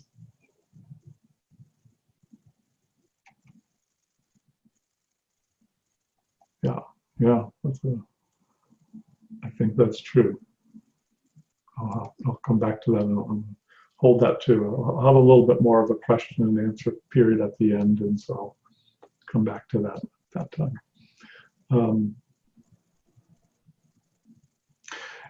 It's important to have awareness as sort of like the key foundational quality of presence in day-to-day life, because it's not really possible to cultivate other qualities if we don't start with just waking up in the moment. So in a sense, wakefulness, remembering, being mindful moment to moment is a key quality. It's foundational. And then once we kind of remember to be present, now again, one of those qualities that in it can be appealing to some people and less appealing to others. A way to sort of make it more appealing, I think, to give it more, give us more motivation to appreciate it, is that it's, as I said, it's foundational to the other qualities, and it gives us an opportunity to turn our day-to-day lives into a kind of reflection, because mindfulness or awareness in and of itself generates insight. So if instead of running on automatic, all of us have simple experiences of what it means to be mindful moment to moment. We can be engaged in some activity during the day, like a conversation with somebody, or reading a book, walking around and walking down the street or around in one's house. And then, for whatever reason, we have a moment of just kind of recollecting. So we're engaged in a conversation, and suddenly some quality comes into our being, and we kind of wake up like, here I am in the conversation. Instead of being on automatic, listening to the person, thinking about what we're going to say next, this larger quality arises of it's sort of like a more spacious dimension of awareness comes in that kind of holds the context, and in that holding of it is aware that this is happening, instead of being kind of in an instinctual, even subconscious kind of mode of just doing it. There's a more, and part of that, when it's engaged as part of our spiritual practice, it means it brings with it the possibility of working with that moment spiritually. We can say, oh yes, here I am awake again. I can think about, how calm am I? Am I getting judgmental? Am I getting impatient? How content am I in this moment? Am I getting caught up in the nervousness of life, the agitation, the sort of got to get things done in order to be happy? Or in that moment of waking up, we have the choice to say, I'm just going to enjoy this moment more for what it is. Just settle in, be at peace, be more accepting of myself and this person, whatever it is that we're doing. We have a doorway opens with awareness, with presence, to work with these qualities to deepen our spiritual experience of life and to transform how we relate, how we engage in activities. It's as if there's an outer dimension of our nature that's the behavior, and the mindfulness is our ability to wake up inside of that. It's not that we're going to suddenly just stop what we're doing. It's more that we can change our relationship to it. And that's built on a foundation of being mindful. Now, I want to mention, by the way, that this is not the only way to engage in spiritual practice in day-to-day life. but the awareness aspect of it is universal. I'm describing an approach that kind of emphasizes spiritual qualities. People can approach this in other ways. For instance, there are those who engage in mantra practice, for instance, or some parallel, version of mantra practice. And their essential style of practice is to bring that mantra with them throughout the day. It's a spirit of devotion, or it's a kind of an energetic attunement to their deeper nature, or it even can be viewed or engaged in as a form of blessing that we bring to life, that we share with others. Whatever the point of view may be, the mindfulness is necessary to remember to repeat the mantra. But beyond that, it's not necessarily primarily about thinking about spiritual qualities. It's about repeating the mantra. And of course, that's a powerful practice. And it's appealing and effective more for some people than for others. Generally, what I find Westerners seem to be most attracted to, in my experience, is the practice that I've been describing, because we tend to be a little more psychological. We tend to be already kind of introspective, especially those that are attracted to the spiritual path. And there's a certain practical value, transformation to kind of working with the experience of suffusing our day-to-day life with various qualities and wisdoms, you might say. And so that's one of the main reasons that I emphasize this approach. But I wanted to mention in passing that these other methods are also ways of working with that too. There are also kind of bridging practices, like I mentioned earlier, such as Tai Chi. In a sense, Tai Chi is a system of movements, but a key part of it is the quality of presence while you do these movements. And it's a nice balance between ordinary life and meditation, because it's a very structured, ritualized form of movement that allows you to put more of your attention to the quality of your presence when you're engaged. Another version of that is walking meditation, which is particularly popular in Buddhism, but not exclusively, where you simply walk. I mean, you can apply it, of course, to any time that you're walking, but it's particularly practiced in a way where same way you might dedicate a particular period of time to sitting meditation, you can choose to dedicate 20 minutes, 15 minutes to a walking meditation, where you find some space. It can be inside your apartment or house. It can be outside in your yard, or wherever you can find an undistracted, quiet place to just walk naturally. And being particularly mindful, I guess one of the most kind of grounded ways to put is to particularly be mindful of the contact of your feet with the earth. It's kind of grounding, earthy mindfulness. But you can also kind of more globally just be sensitive to the motion of your body, the sensations that you experience in your body as you're moving. And then, of course, naturally bringing qualities like tranquility, contentment to that practice.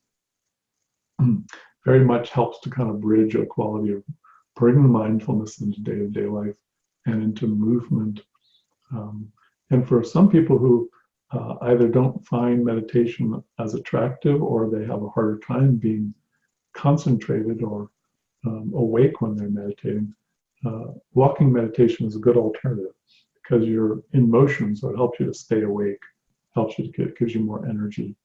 So it can be useful as a way to overcome some issues that can arise in meditation, such as heaviness. But it's also a practice in and of itself, and it's a very nice bridging practice. Of course, any time that we're walking can be an opportunity to practice walking meditation. So I strongly recommend just forming the intention to remember any time we're engaged, especially in any particular distance. Like if you have a dog that you walk regularly, you walk to work, or walk to the store. A wonderful opportunity to practice walking meditation.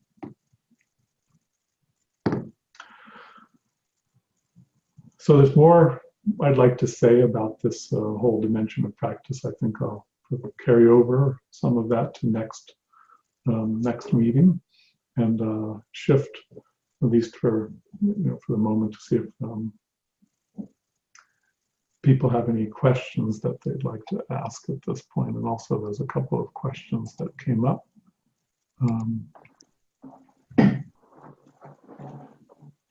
During the talk that I'll go back to now. Also, Johnny had a question, I think, towards the end of our last meeting too. This would be a good time to go back to that. Why don't we start there?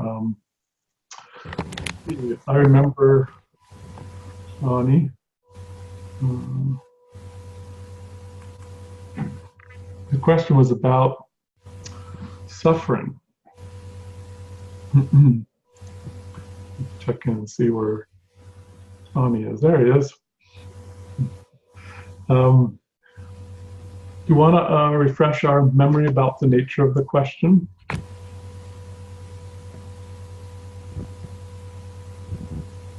Oh, yeah, well, maybe I can just have to think a little here. I'm not quite sure I can remember it right now. Oh, yeah, okay. I think it had to do with something to do with whether sounds like somebody's there's some noise.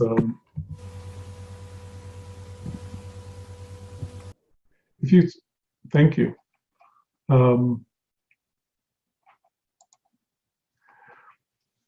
Suffering and kind of like the purpose in life, like if there is well,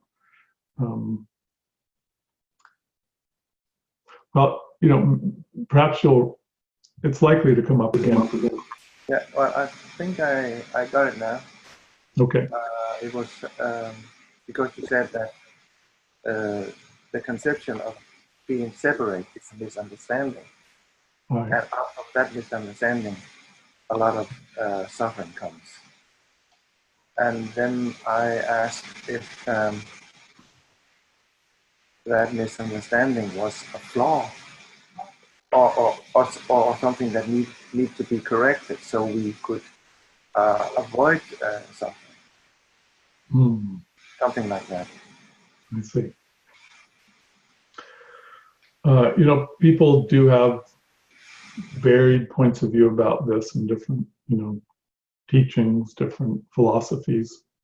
My own view is kind of twofold. One is that there's what we could call an absolute perspective, that is kind of like the deepest understanding, the largest kind of context for addressing a question like that. And the other is more relative. At the deepest level, my feeling is that it's more of a mystery. I think it's best to not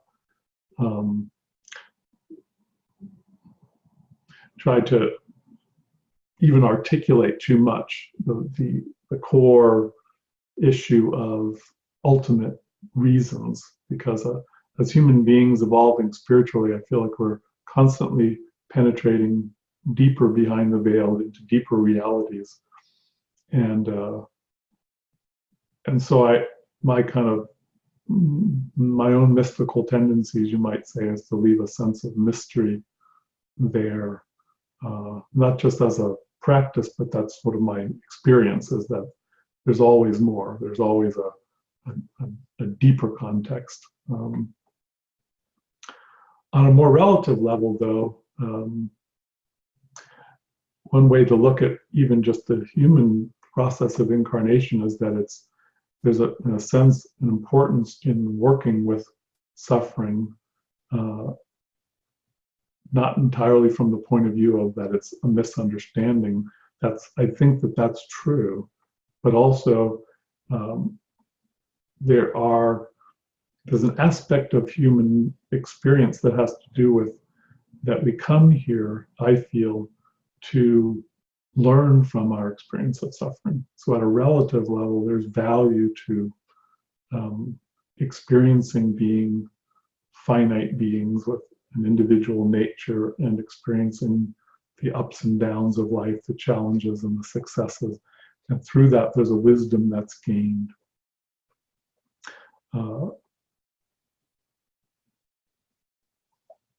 That doesn't necessarily mean that from a kind of what's called a, maybe I'll call a radical non-dual point of view, then we're back to the mystery again that kind of traces that back and says, well, is there ultimately a reason why we're doing that? In other words, is there something that's being gained, I think is a good way to put that. Because I think part of what we experience as humans that suffer is we go through this suffering, so we kind of want to know, is there a payoff? I mean, is there something in the end that's going to make this having been worthwhile that we went through this? Again, there's, I think, a relative answer and an absolute. Relative answer is yes, because this is the only way to gain the wisdom that brings about this enlightenment, this self-realization that we're seeking. From a more radical point of view, the question still remains, well, did we just go home and regain something we already had on another level, or did we get something from this experience? I actually think both are true, but from a more absolute point of view, then it recedes into the mystery. I don't feel ultimately like it's an answerable question. Is there something ultimately gained? There are, like in both the Advaita Vedanta tradition, there's a term Ajativada or Ajatavada. It means the non-causal view. Vada means view, Ajata means not causal. There's a similar term in Buddhism as well, Anutpada. It means like non-origination. Both of these views kind of speak to the idea that from a radically transcendent point of view, the sort of ground of being, Buddha nature, the Tao, Brahman, God, is intrinsically perfected eternally. And somehow mysteriously, the appearance of all this phenomena of realms and planets and planes and beings all come into being. And that ultimately the transcendence of the suffering that we seek comes through remembering our original nature, which always was and is Brahman, or the absolute. And in that view, the question of, well, how did all this happen then? Like if that Brahman is the nature of everything and always was, what's going on here? How does it arise that there's beings that have, individual identities and experience separation and suffering? And it's very hard without being in a non-dual state to directly contemplate intuitively this truth. But to put it into words, it's something along the lines of saying, human concepts like why did this happen, or how did it begin, or what caused it, does it have a purpose, are too small to actually address the truth of what's happening. It's so radically transcendent. The actual reality of what this is and why it's happening is so transcendental that all of our human questions and concepts about it are way too small to approach it. We just have to be willing to surrender to this deeper reality. And we might not be able to intellectually or philosophically say what we got out of that, but we'll feel complete. We'll feel a deep sense of just the poignant, blissful mystery of the whole of the beauty of it all, without being able to say why. It's just what is. That's the closest I could come to sort of like the deeper answer to your question. Thank you very much. You're welcome. Let's see, I think I saw a question pop up.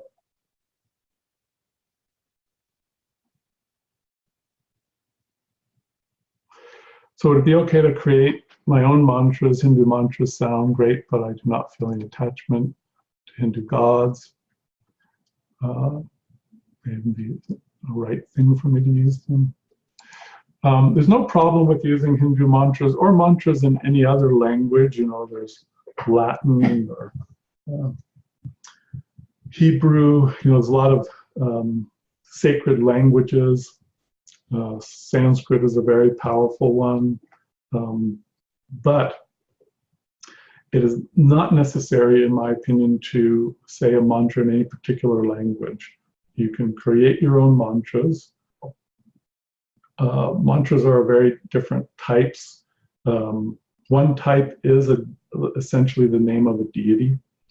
There's other kinds of mantras, though. An example are what are called bija mantras, which means seed mantras.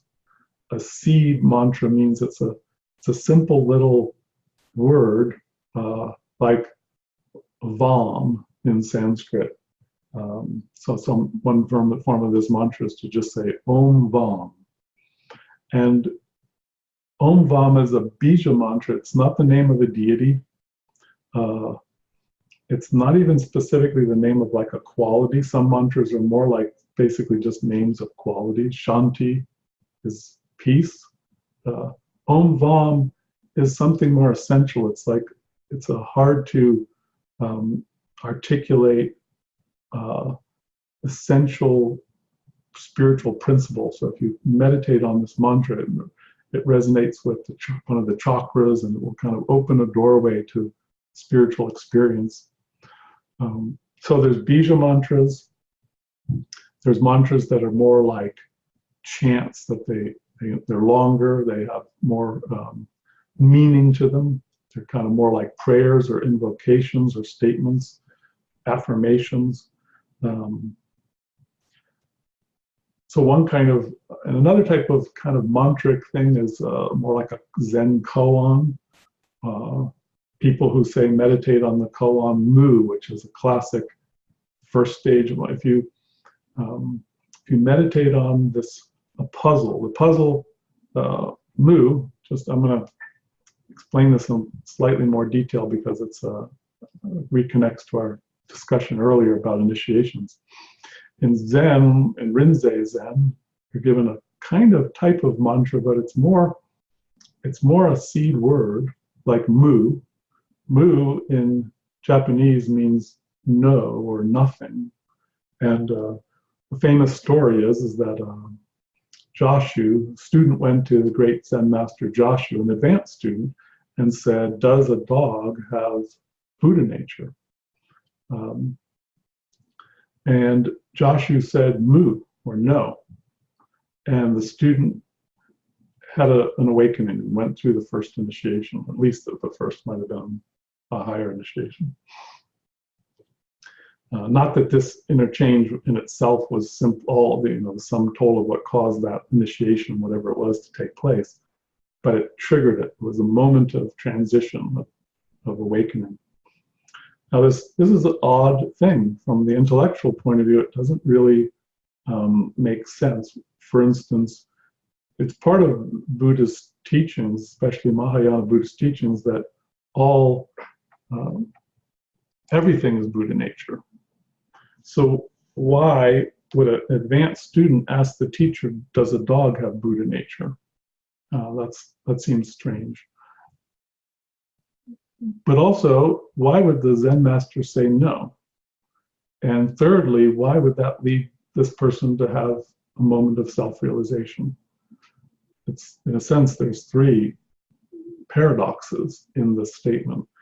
And the notion in Rinzai Zen is that you would meditate on this question, this koan, until you became one with the situation where Joshua and the student interacted, and the student had self-realization, and you have self-realization as a result of that. And the realization that you'll have is not something that will be intellectual or philosophical. So if the teacher asks you, "How's your meditation going?" and you start philosophizing about why you think the student asked this question, the teacher will say, no, you're still in your mind. Keep meditating until you have a moment of self-realization. You don't get it. And so what happens is, after a while of this meditation, it becomes something that a person becomes possessed with. Their spiritual being needs to understand. Their soul, as it becomes on fire with, what is this reality that happened in this story? And it starts to verbally, as they're meditating on it, it's common to just boil the whole thing down to the word mu and say mu like a mantra. That encapsulates the whole thing. You're intuitively absorbed in a contemplation of what was this all about? And you eventually go fully beyond your mind and have a moment of self-realization, and you get it. And the way one student might express having realized it, and another can be completely different, because it's not, it's really, the answer to the question is Buddha nature, is self-realization. It's not. So even that is a kind of mantra of a sort. So there's many ways to work with mantras. I sometimes work with mantras in specific languages. I've received mantras internally that some of them seem like they're even hybrids, like a mixture of, say, Hebrew and Sanskrit, or some are just English. I love to just make up in this flow of the meditation. I like to just make up little phrases or attune to particular words that, most of the time my meditations are more silent, but I sometimes like to. And so I consider any language can be a perfectly valid language. There is something to be said, though, for a sort of a more esoteric science of mantras. That's a whole nother topic, but there is a truth to the reality that some languages, part of what the difference between the mantra and ordinary language is, ordinary language, people come up with words to attach to concepts or objects. Like if we see a particular tree, then we come up with a word that we use to designate that tree. Mantras from advanced systems like Hindu mantras are derived at in a different way. A meditation master will attune to the tree intuitively and come into a deep state of resonance with the soul of that tree, the inner and full nature of that tree, and then listen to the vibration, the sound vibrations that nature creates naturally, and then try to render those into a word that a human being can pronounce. So in that sense, the word itself, the vibrations, are a close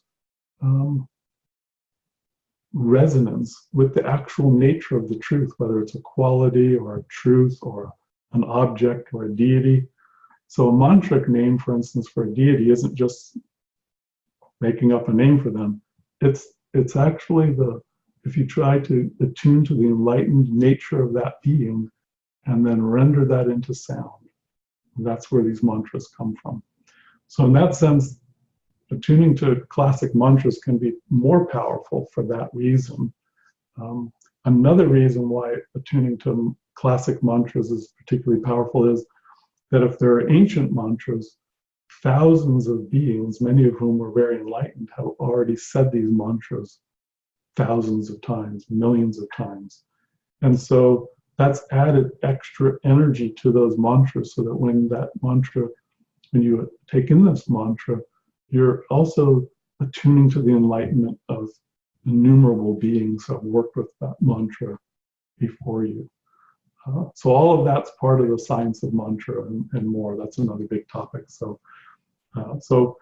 yes, you can make up your own, and they'll have power for you. And there's also value for various reasons in you working with traditional mantras because of some of the reasons that I just described. Go back. Did I miss any questions in the chat here?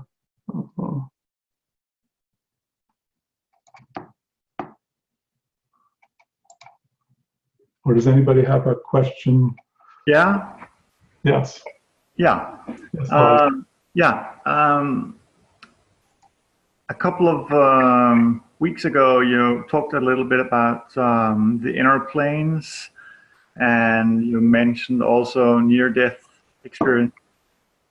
And I've read a bit about near-death experiences, and also theosophy, etc., describing the inner planes, blah, blah, blah.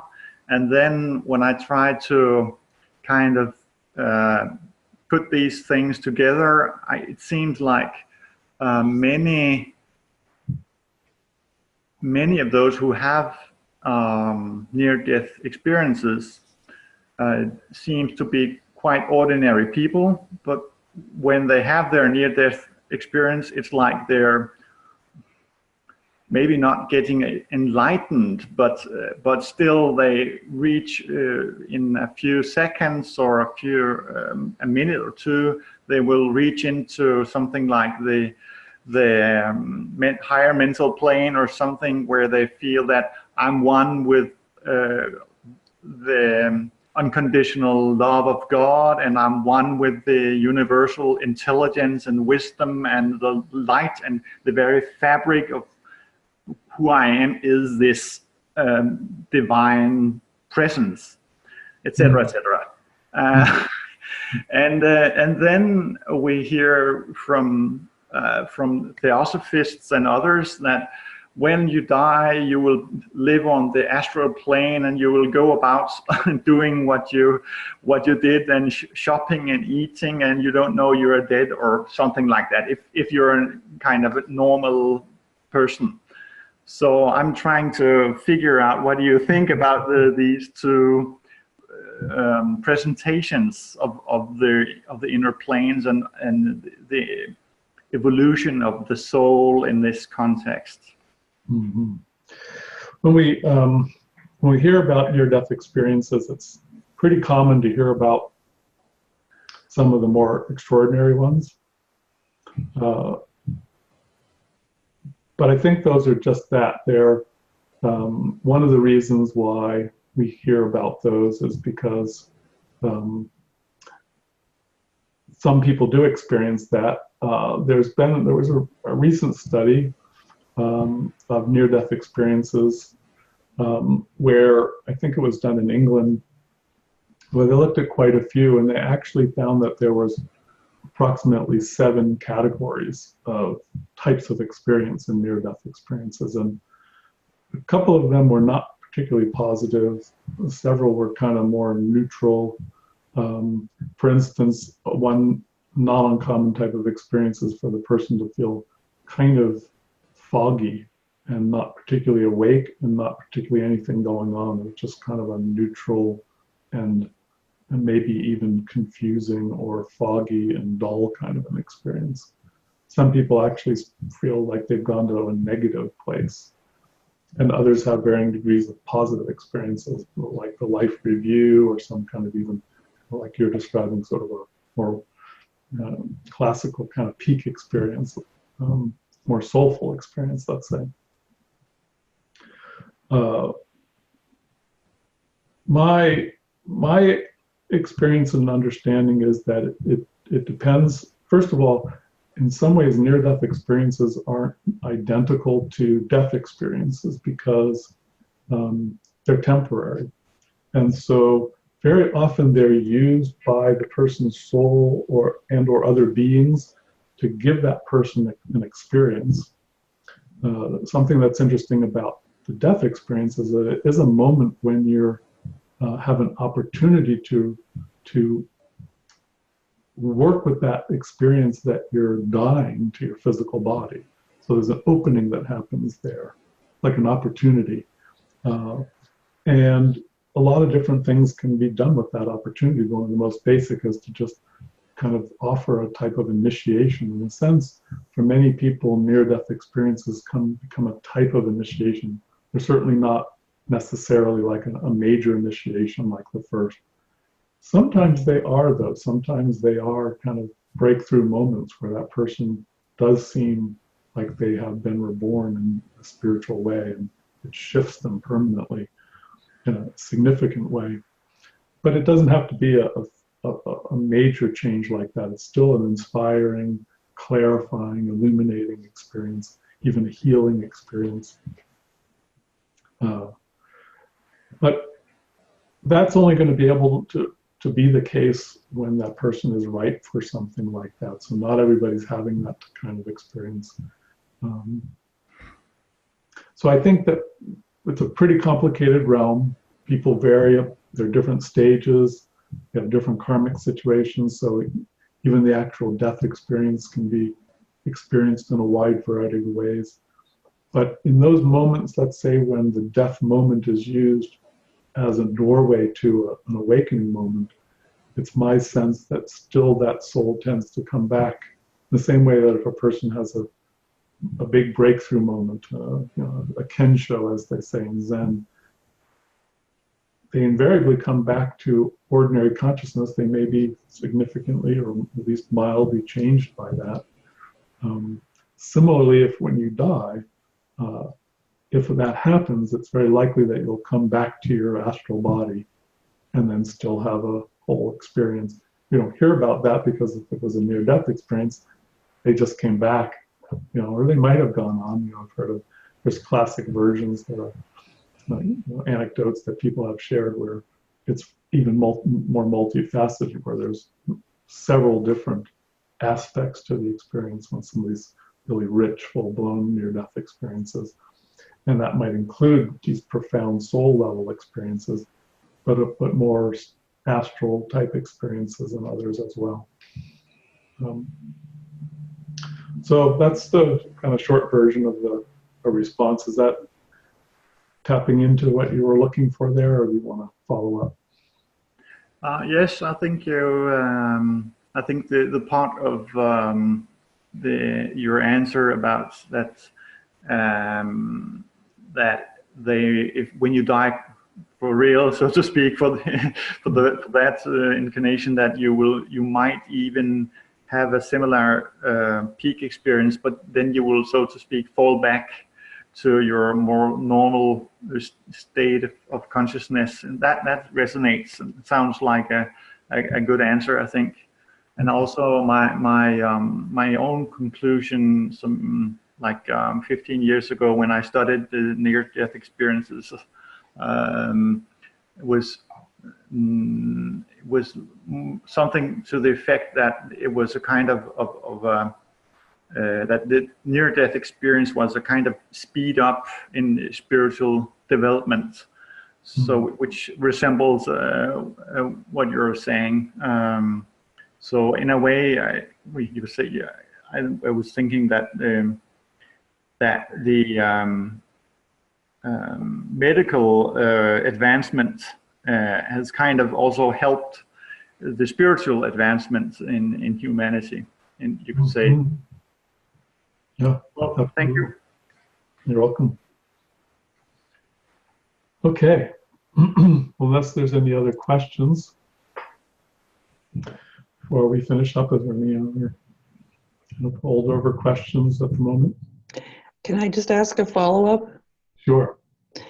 So I've been thinking about what you've been saying today about the first initiation and the kinds of things you see in people in the first initiation and the second initiation.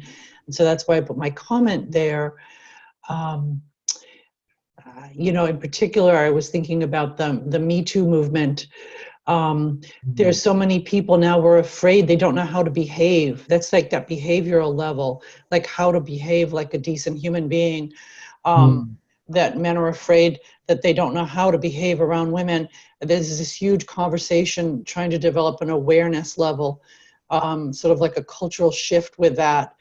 So I'm sort of sitting with that a little bit. But I'm also really curious about the Buddhist community that I'm familiar with. So many, you said the second initiation was more psychological, and so many people in my Buddhist Sangha are psychotherapists, psychologists, psych nurses. I mean, it's like an incredible sort of convergence between the psychological field and the Buddhist community. something I think surely has to do with the nature of curiousness about how to solve suffering and to relieve suffering. But with mindfulness, like you were saying, there becomes this sort of more psychological awareness and attunement.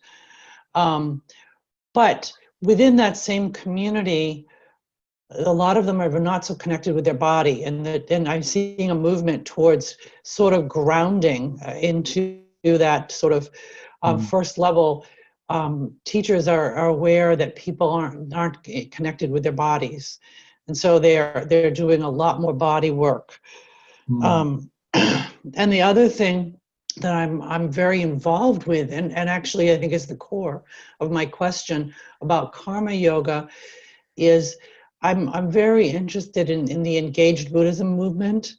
So I've been involved with Eco-Dharma and so forth, and getting people off the cushion to take their practice and their bodhicitta into the world to make a difference.